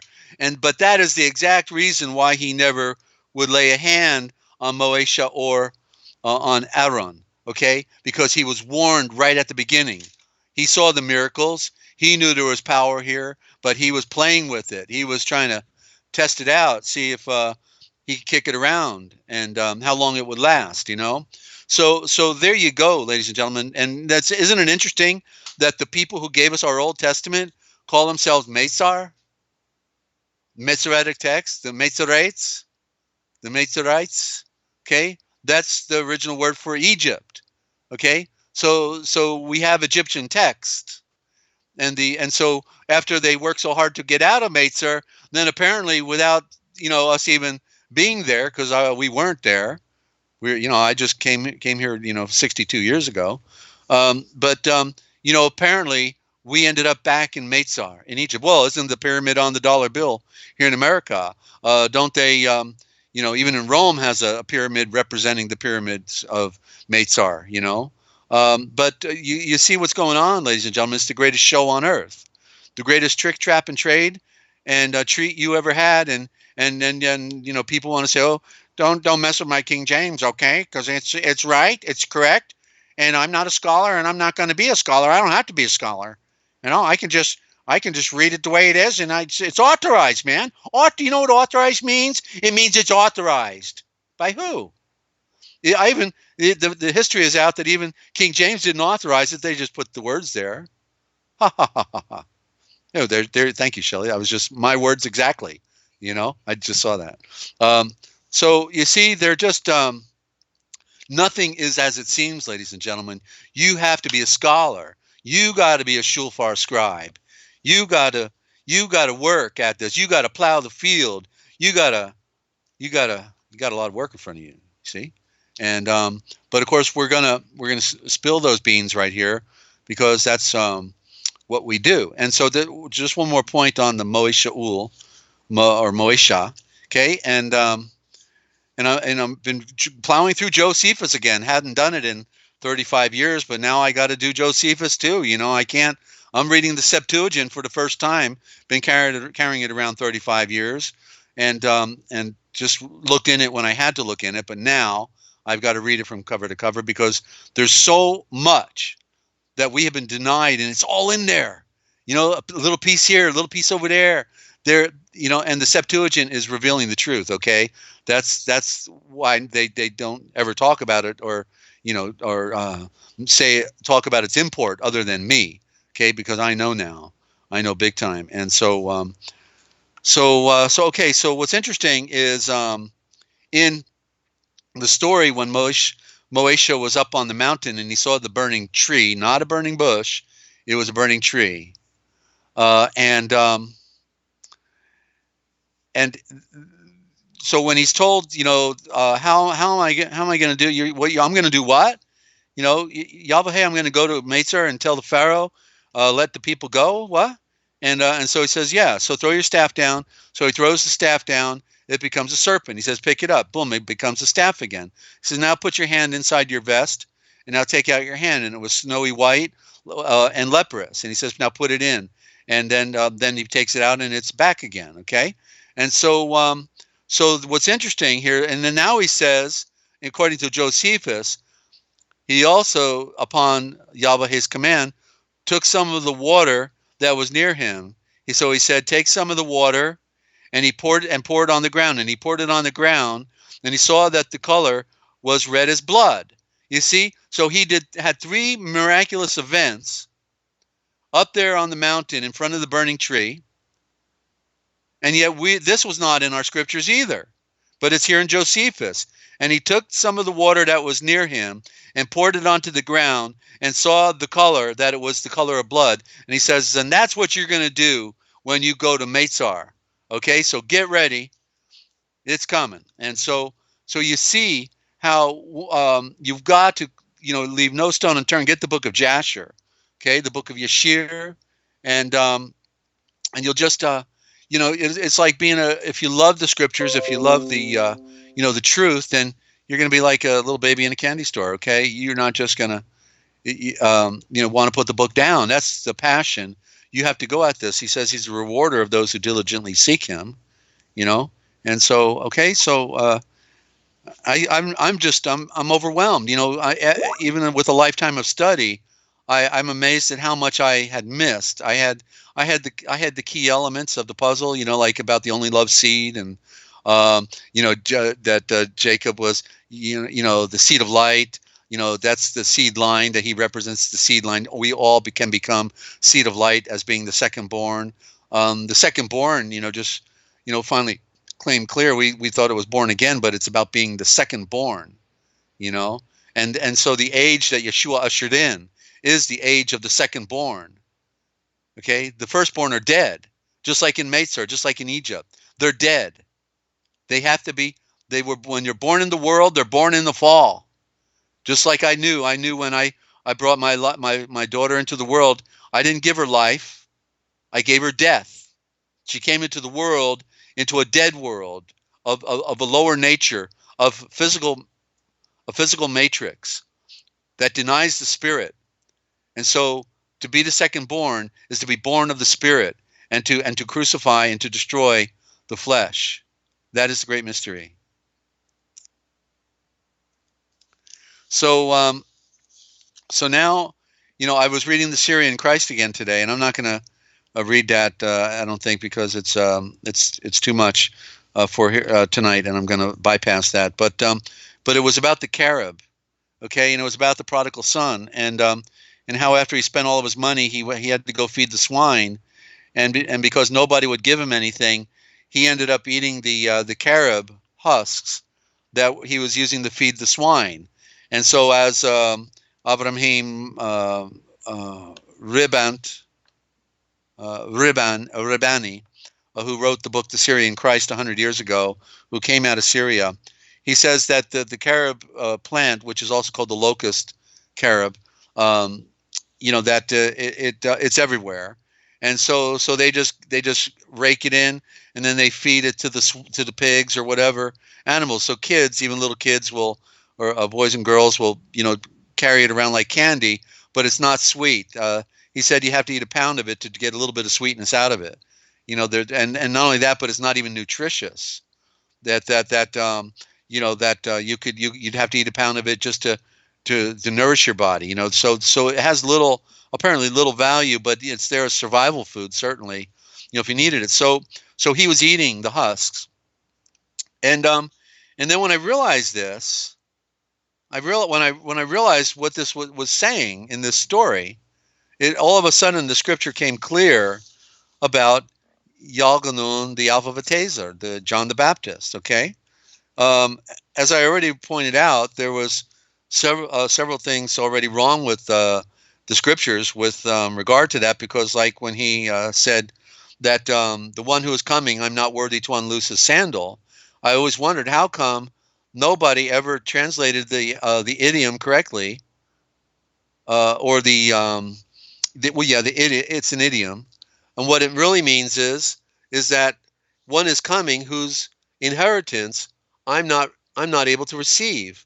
Now all of them would know about that were handling the translations, supposedly. It goes back to the book of Ruth about one who has his shoe loosed because he won't do the honorable thing for a family member, and so the next kin in line can loose his sandal and take it off his foot in front of witnesses, and it means this guy wouldn't do his job, and therefore I will do it for him. He didn't want to ruin his inheritance, and so that's what it means to have your shoe loosed. And so literally, it should be not whose sandal I am unworthy to loose, but it is whose inheritance I am not worthy to receive. And then when it said about that Elijah will come, well, Elijah, as the word Jacob, often is being used as a noun or a name when it's actually an expression. It's an expression of a thought.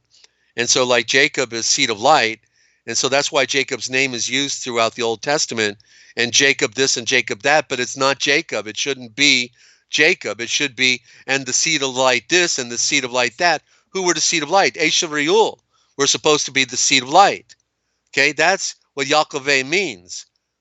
Okay, and so therefore, when it says that and Elijah and the Elijah will come, it's not the Elijah. It is the eye of enlightenment that goes round, the eye of enlightenment, that he was the first example of the eye of enlightenment that goes round. And we are supposed to be the eye of enlightenment.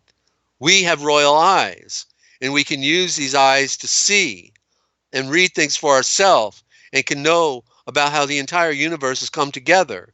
We can interpret the deeper meanings that we can have.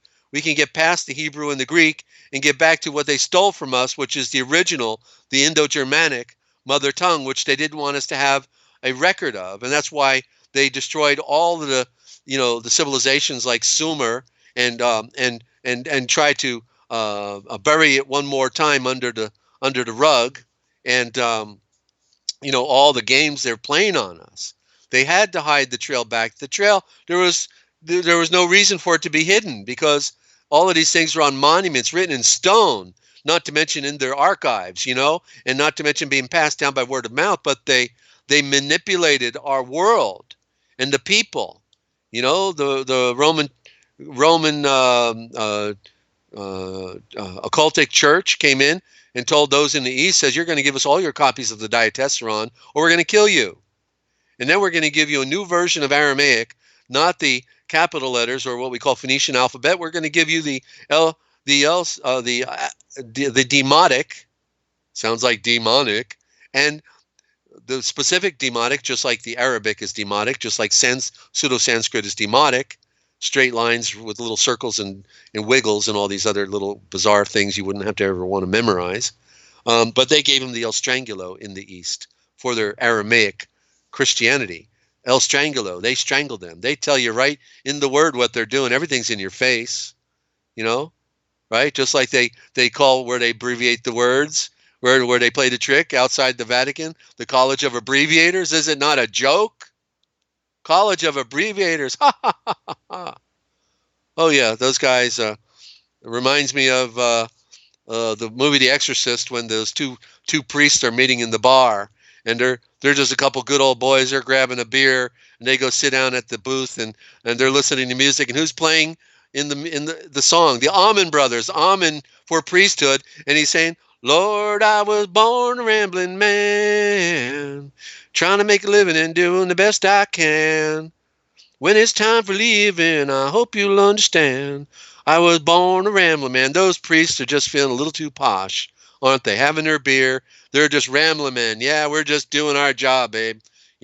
Next year we'll be out somewhere else. They're taking down the world. We're the one world order. We know everything. They know nothing. Yes. Slaves on the plantation. So, with this Carib thing, I know I get off on side trails every now and then, but I got a right to do it. It's my program, ladies and gentlemen. Hope you're enjoying it, okay? You're not going to get this anywhere else. Go figure. Okay? And don't ask me why, okay? I mean, I wanted the truth. I don't know. There are a lot of good researchers out there, I got to say. There's a lot of good people. I met them. I used to interview them. But as far from at the core of the onion, talking about the original tongue, the original thought, and I'm doing a transliteration of our scriptures. We're at the tip of the needle here, okay? Just like Dane Wigginton's at the tip of the needle on the weather, and the geoengineering. The father, for some reason, took a high school dropout and put him at the tip of the needle on the original thought, and I'm blown away, absolutely astounded, because there's a lot of people who know the problem, but they don't have the parent root forms. They don't have the original thought. They're close. They're attempting at it and everything else, but it's a miracle. For me, it's a miracle. It is that this is able to unfold like this, and it's Yeshua. Of course, I'm not smart enough to figure this out. We're making lemonade out of real lemons. Absolutely. We got to take our books and put them in a grinder, and out comes the confetti, because they're all wrong. Well, the good news is we can see and read it for ourselves. We can see through the veil. Okay. Okay. Thank you, Jet. You love the singing. Yeah, I thought that was pretty bad, wasn't it? I know. I didn't even have the pitch right. All right. So, but you get the point, don't you? All right. So anyway, with this thing with the carob, all of a sudden I said, wait a minute. The carob is empty. So why would it say that John Yalgenun is eating the carob and wild honey? Because they're at two opposite ends of the spectrum now. I get it. And so what was being expressed in this story when it said his food was locust and wild honey, well, it was the locust carob and wild honey, right? And he's in the desert, in the wilderness. He lived and so the wilderness is the earth, of course, the barren wasteland. It's the wasteland. And okay, Teresa, good to hear. Thank you. Anyway, what we're dealing with is then a metaphor, okay, and an idiom, and it goes like this. When it said that his food was locust of the locust tree and wild honey, here's what it really said was, okay, and he said, and his food was filling up the empty with all of the riches that are all found hiding within this barren wasteland. Okay, I'll read it again. And his food was filling up the empty with all of the riches that are all found hiding within this barren wasteland. You see, so just like at the woman at the well, and then she runs off because she's excited. She finds out she's talking to the Moeshiach.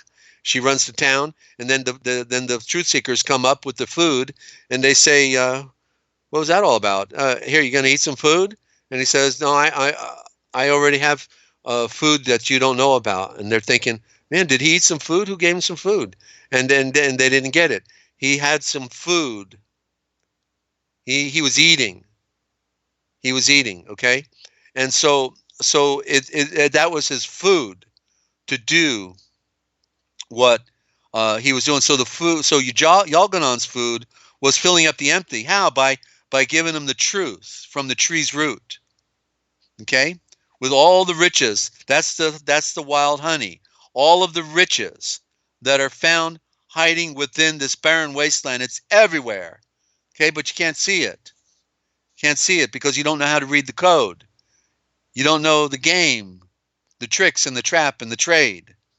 Okay, ladies and gentlemen. So there you go. Just like nation, okay? The word nation, don't you know it doesn't have a T in it? Okay? Nation. Where's the sh sound from? Sh. Nation? Nation? Is that occultic or what? I think it's spelled Nahshon. Nashon. Nashon, and that's Hebrew. And what does it mean? Enchanter, or the enchanted. So we are a nation, therefore, who has been enchanted by the enchanter. The chant is the mantra. Lord, I was born a rambling man, trying to make a living and doing the best I can. You know? Yeah, good old boys, just buff and tweet, just having a party. And yet, there you go, okay? They control us.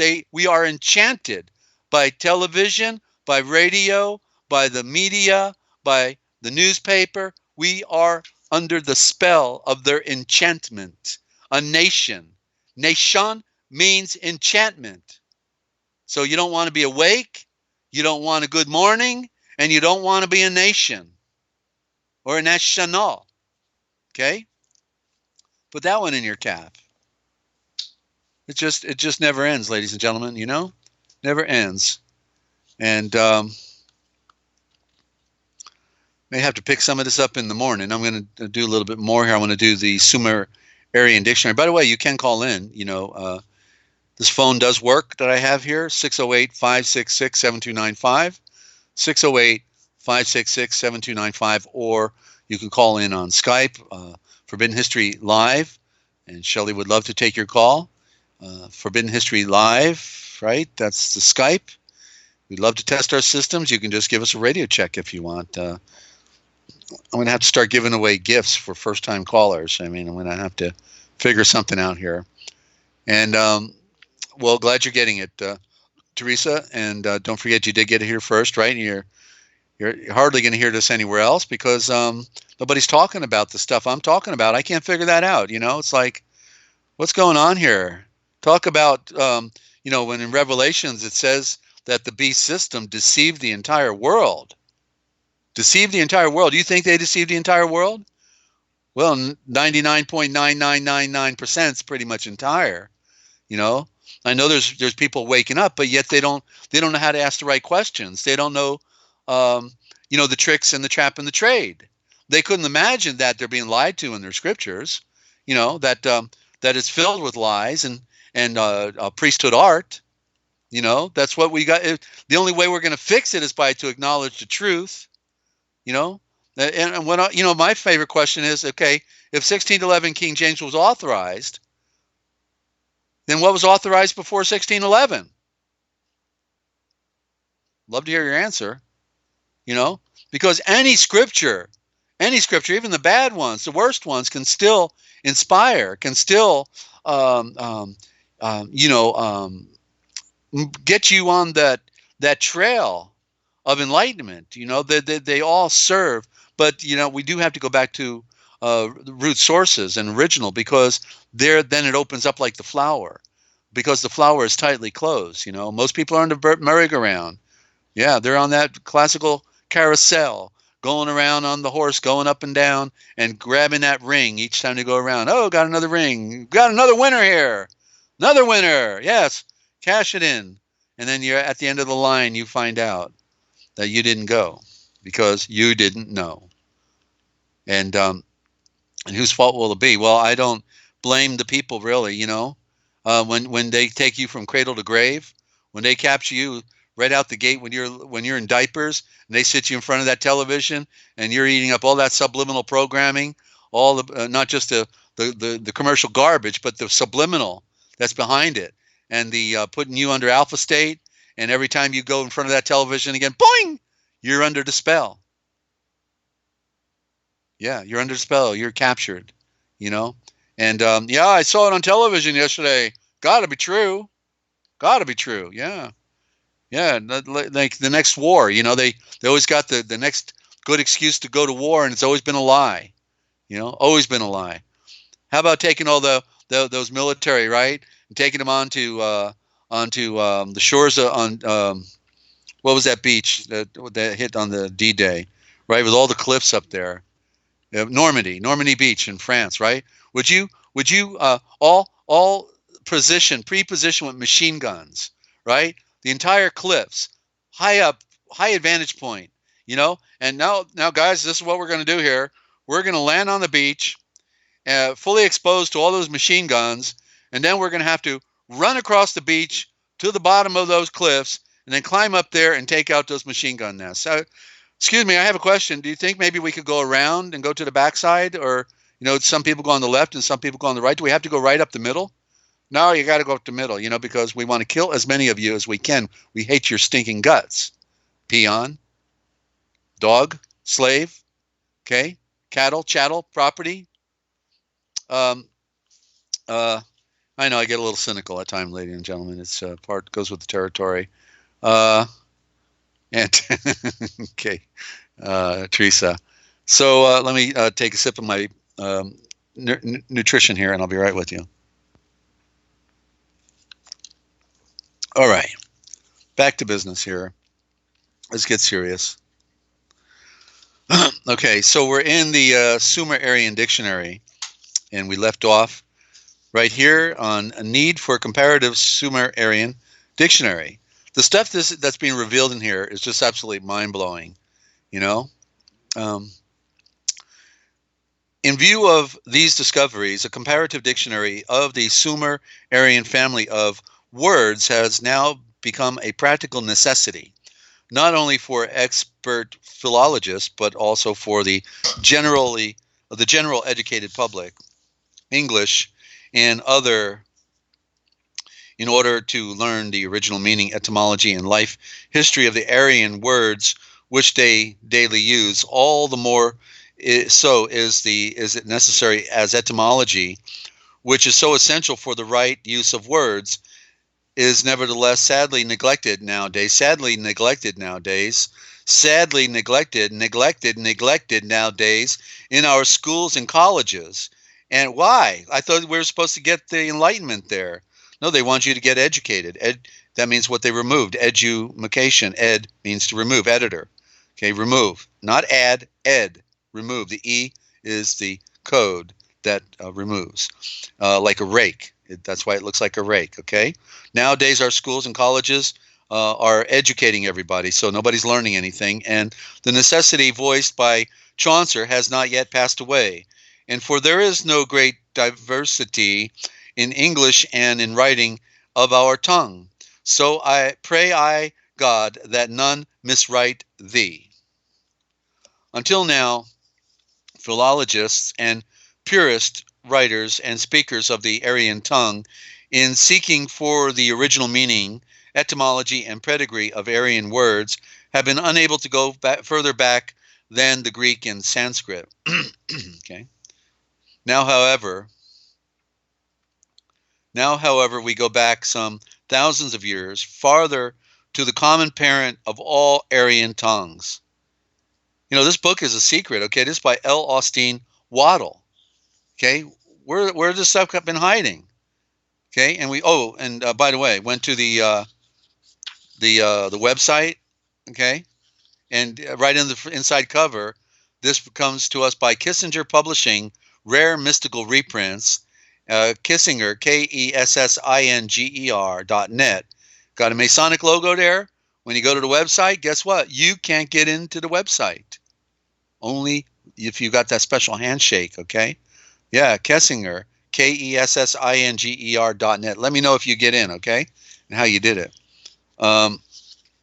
So I got half the book. It stops at alphabet letter F, and I only have a part of the dictionary here. I can't get over it, and I can't get volume 2. So the common, let me know if you succeed, please. Okay, and the farther to the common parent root of these Aryan tongues, and so they're keeping secrets. In other words, you get it? They're not letting us in. They're keeping us out. And we find that most of the common words in English, Anglo-Saxon, now seem to be largely Britain. Gothic and Latin languages, supposed by classic scholars to be derived from the Greek, are now disclosed to be clearly derived independently of the latter from an earlier common parent, and often preserve purer forms than the Greek and Sanskrit. Thank you very much. That's what we're doing with the Indo-Germanic. Let me read that again.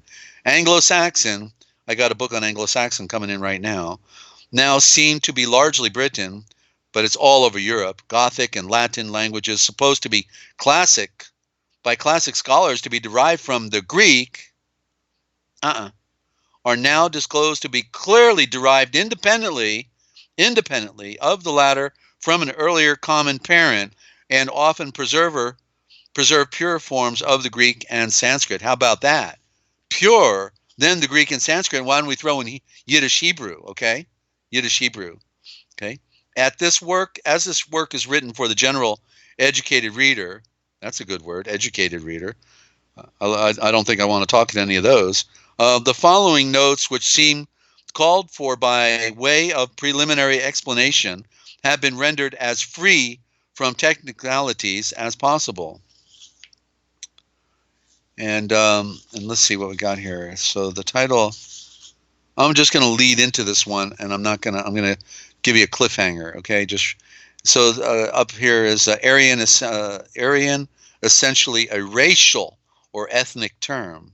The title Aryan is the angelicized, I like that one. Angelicized, angel is Anglo-Saxon, angel-Saxon. The title Aryan is the angelicized form of the Sanskrit Arya. Ar means to plow. Ar is the power of a star. Ya, that's that which goes round, the star that goes round. Sanskrit Arya, the noble or exalted. So it goes right back to the sun. And we know the nobles and the exalted, they go around on their horse, where they go wherever they want to go because they're sovereign. Okay, so Arya, the noble or exalted, a term which is employed in Indian literature, ancient and modern, solely as in a racial sense, get it? To designate the fair, ruling, and civilizing race. That would definitely typify the Sumerians, a fair, ruling, and civilizing race. That's why they didn't last very long. As opposed to the dark, aboriginal subject people, okay, like in India, the Dravidians. They were the small, dark skin, look kind of Aryan, but they've got the dark skin.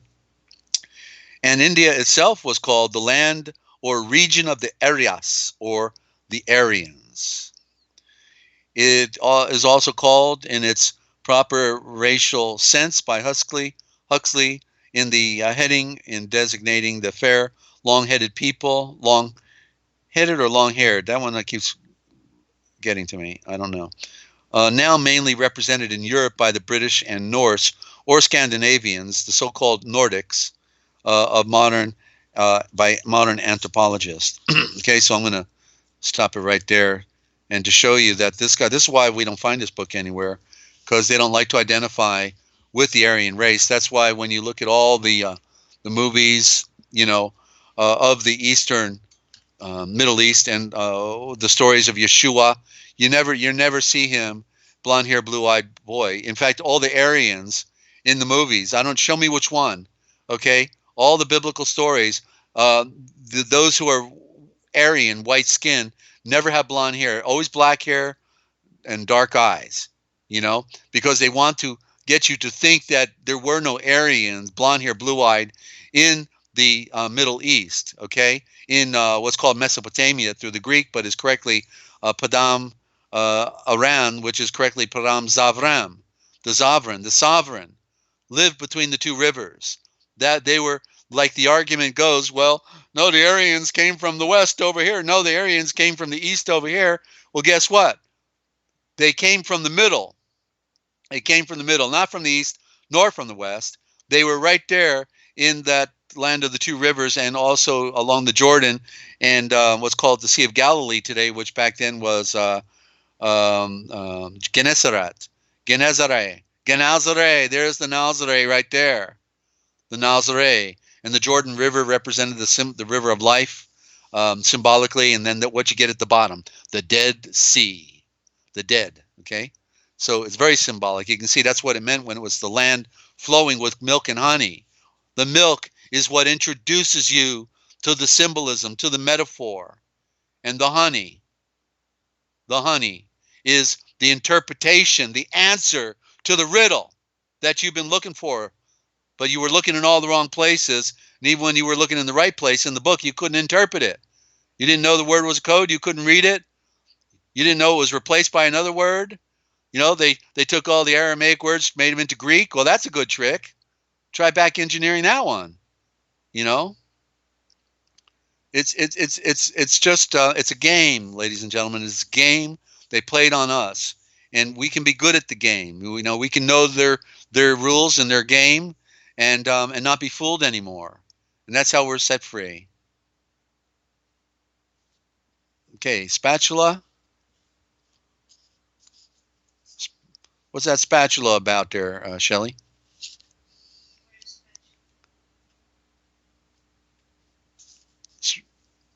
We'll find out.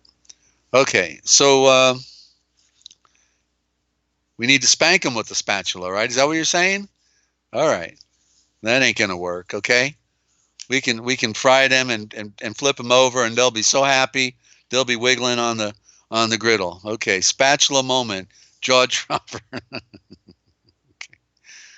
She's got endless graphics. I can't get over this. She's all right. What are we going to do here? I guess I'm going to save the symbolism for tomorrow. I can feel that I'm losing my voice here, and I sure wish I'd have a caller. I'd pay to have a caller, but that's okay. It'll happen one day. Ninja will be won't have to call every single program to feel like she's helping out here. But in the meantime, yeah, I'm losing my voice here, so I'm winding it down, and I'm so grateful for people stopping by. Actually, this information does mean something to a few people, and I'm grateful. We'll never have 1 million listeners. We probably won't even make 100. It's very likely. In the time that we have left, that's also very possible as well. I know this information is for everyone, and that we have to hear things that we've never heard before. Otherwise, it's just the same. It's the same old thing, It's just another version of the other version of the other version, and it breeds death, because there's life and truth. The truth, as it says in 1 John 2:27. But the anointing that you have received of him abides in you, and you need not that anyone teach you, because the same anointing teaches you about all things and is truth, and it is not a part of any lie. And therefore, even as it teaches you, you will remain in it. Okay? So the truth is not a part of any lie. So you have to, because what's at stake? Is at stake is your eternal being. You see, would you be willing to gamble with your life, ladies and gentlemen? That's the bottom line here, is that we were supposed to be, what was Elijah? Yeah, the royal eye of enlightenment going round. Okay, it's Yeshua came to bring the enlightenment, the ability to see and read things for yourself. And the light is not a part of any darkness. That's in 1 John 2, right? That this is the message that we have received of him, and Yahweh, who is the great Elohim, is light, and in him is no darkness at all. And if we say that we have fellowship with him and yet still live in darkness, then we lie and deceive ourselves. And thank you for all of your great work, Yochelleg, and everybody for stopping by. Let me take another sip of my broadcasting formula here. Hang on. It's better than it sounds, I got to tell you. And so tomorrow we have a broadcast on NinjaCat 111 at 10 a.m. Eastern Time, the Forbidden History Chronicles. And so I'm going to do the symbolism of the sun. Okay, so Ninja, you want to tag it? You can tag it that way, the symbolism of the sun. And it's a big definition, okay? It's the big one. And maybe let me see if I can give just a couple definitions on top of it. I'll work our way there. Let me see where I'm at. Boy, I can't talk the way I used to talk anymore. I am getting old. Okay, let's see, where are we at here? Okay, I'll do one. Okay, I'm going to do one, and it's struggles between animals. We talked about animals. They animate, the primates, and the animals, they animate when you cross the prefixes and the subjects, suffixes. Okay, so struggles between animals. Animals symbolize different stages of instinct, and can therefore be placed along an ideal vertical axis. For example, in ascending order, bear, lion, eagle. Accordingly, a struggle between different animals, between a lion and a griffin, a serpent and an eagle and a lion, etc., represents the struggle between widely differing instinctive inclinations. Why don't we talk about the serpent and the spirit? The victory of a winged animal over a wingless one is always a positive symbol, comparable to sublimination. The struggle of an eagle with a lion involves a vector of lesser intensity than that between an eagle and a serpent. There you go. We are supposed to be the eagle, the eagle. You see? The eagle is the one that represents the sun. It flies higher than all other birds, sees farther than all other birds. That's what we're supposed to do in the Enlightenment, you see? And so, thank you, Jed, for that compliment. And the struggle of an eagle with a lion involves a vector of lesser intensity than between an eagle and a serpent, but because the distance separating the latter pair is greater. The struggle between real and fabulous animals may represent the conflict between realistic instincts or tendencies and fanciful or misleading ones. But this must be decided by the context or the pretext, for it may also represent a reduction in the power of the imagination that is in the creative fantasy, to the benefit of material, direct and realistic activity. And I'm going to do these short ones here. That way I'll just have the big one for tomorrow. So next one is the Styx. The Styx, okay, S-T-Y-X, a subterranean spring or lake in Greek mythology, corresponding to the underground sea of Mitzrayim or Egyptian belief, which the sun crosses every night, the river Styx. By analogy, therefore, the lower waters of the Styx pertain to death. That's what we call westing. When it's in the west, that's death. West is death. They say we're in the west, and they say we are dead. Just as, okay, so the lower waters of the Styx pertain to death, just as every sunrise points to resurrection. So it's the cycle. That's the serpent eating its tail, the Ouroboros. The Or is the light. The Vorash, the vortex, perhaps, because they changed the words. There's no B. Subterranean chambers, symbolic of the body's inside. The Vespera, the Verne's journey to the center of the earth. Jules Verne, okay, Jules Verne. Verne's journey to the center of the earth through caves, passages, and wells is a return to the material body, to earth. And then one more, sulfur, that's soul fire. That's the fire of the sun. Symbolic of the desires for positive action and of vital heat. In the complex symbolism of alchemy, sulfur represents one stage of the evolution of matter and of the psyche. According to René Alliot, the various stages from the lowest to the highest can be classified as follows.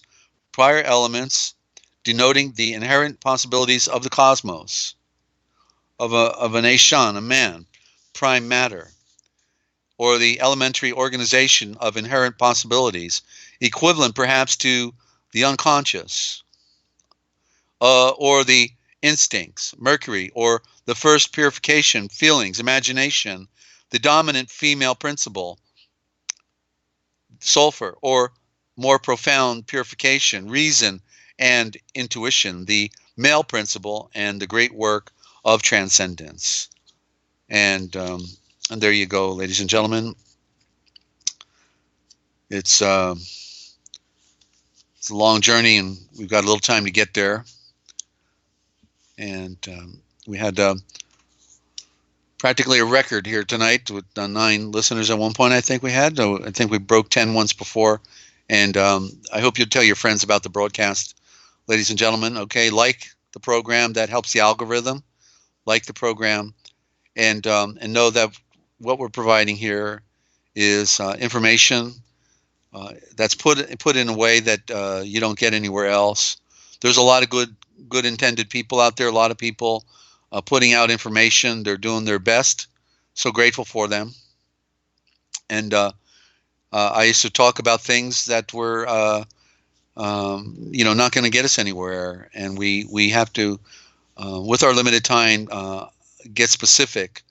I have some books that I've been acquiring over the last lifetime, but here of late, over the last year, specific to the journey back home. Okay, just strictly to unraveling the mystery of our history and of our true nature, our spiritual. The words, to be able to back engineer these words. And well, yeah, just we've been sabotaged, Teresa. We take the old devil's saying she can't believe we don't have more listeners, but we've been every year. I've been through a computer every year here in Millersburg, Ohio. The Masons here hate my guts. They hate spiritual people. They hate the light, and they've done terrible things to me here in this town. All the business people apparently are Masons, and when I try to do business, something falls through from the water, crystal clear water, to the having my computer hacked by Millersburg Computer here in town. They're very evil people, and they are part of a conspiracy to destroy our world. They claim to be the builders, but they're also joking about the fact that they're also the destroyers, or just as Albert Pike said in his book Morals and Dogma from the late 1800s, we wage all revolutions. Okay, so they're very proud of the fact that they wage all the revolutions around the world, and that they destroy lives and families and children, boys and girls. They destroy. They're proud of their legacy of being pirates. Sell you out. They'll sell their brother out. There's no brotherhood in a piracy. It's called the ever-flipping coin. You never know which way it's going to land. Could be you see. Yeah. And of course, all the lower ranks are looked down upon, and so what you do to somebody below you, it's irrelevant. It's a game. It's a tragic game, and so the thing is, most people are on such a surface level that they immediately hear certain words, like they may hear the word Zarathustra or Buddha or some other word that comes up in the dialogue here, and immediately then they might want to wet their pants, or they got to run to mommy and say the bad man was using words I didn't understand, mommy, and and I don't think he should be doing that. Do you? No. Where's my authorized King James? I want to go to bed now. Thank you. And they actually think they're enlightened, that they're going somewhere, and they can't have a vision. They can't interpret anything, and they're afraid, afraid. Yeah. And so I'm very grateful for what the calling that Yeshua has given me. My life has been filled with pain and loss, and to learn the lessons of life. I've had to have experiences that challenge us, but it's so that we can say, hey, I've been there, and I know how it feels. I know what it's like. And well, certainly, you see, they're afraid of being killed, Teresa. I've been asking for them to kill me now for the last 2 decades. I'm sick of this place. I'm happy to be out of here. I find the idea of being out of here so much more appealing than being here, other than the excitement of knowing what the Heavenly Father is doing with me and for me, and the hope that I have in Yeshua. But I'm literally, it's been easier to want to die, with all the burdens that have been given to me with this knowledge, and coming through the persecution of being a political activist, and learning the true nature of this world, knowing how the game is really played. How did I never could have imagined I would be able to define so succinctly these occultists and how they run their world, because they're good. In one way you could say they are perfect in what they do, but in spite of their perfection of engineering, they still make mistakes, and the truth still slips through the cracks. You can't hide everything, as they say. You can fool some of the people some of the time, but you can't fool all the people all the time, and it takes a million lies to cover that first lie. And the lie is about who we really are and where we really came from, and who is this Adam guy anyway. Adam, was he the serpent? Was he the Naga? Was he the star ram? Is he the Sav ram? Was he the bright and shining star? Is he the one who was first made on earth and then comes last and had all the knowledge because he named everything? Well, Yeshua made everything. He named everything. There was never anybody ever more enlightened than he was, other than Yeshua himself. Adam, the Aryan race, the way they were able to then have the knowledge to build all the great civilizations, the pyramid civilizations around the world we can't even duplicate today.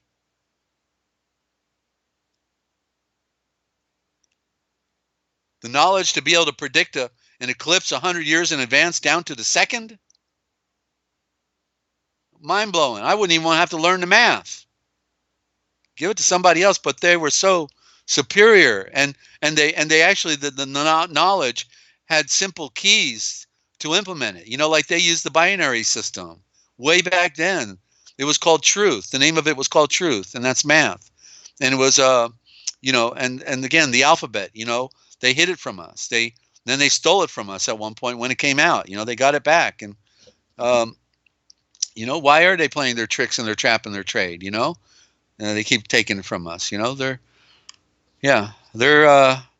irony is they destroyed our world. They destroyed the ozone layer. They destroyed it. Okay. And the plants are burning up outside. The sea life is dying in the oceans. The Greenland is melting faster than they can say, look at it melt. Well, that's, I guess we're going to wrap it up then, ladies and gentlemen. Nobody's calling in. Desert cracks me up. I love his impressions of the psychopaths. Yeah, thank you, Jet. Yeah, we gotta have a little fun every now and then, right? It's so sick what they've done to our world. So don't forget, you can touch base anytime. We're going to be on tomorrow with Ninja Cat 111, and we hope that you'll come by 10 a.m. Eastern Time. And we're going to say it one more time. We're going to say it like it is. And look at those cute owls. You got to admit, owls are rather cute creatures, right? They get a bad rap because the occult call themselves owls, And but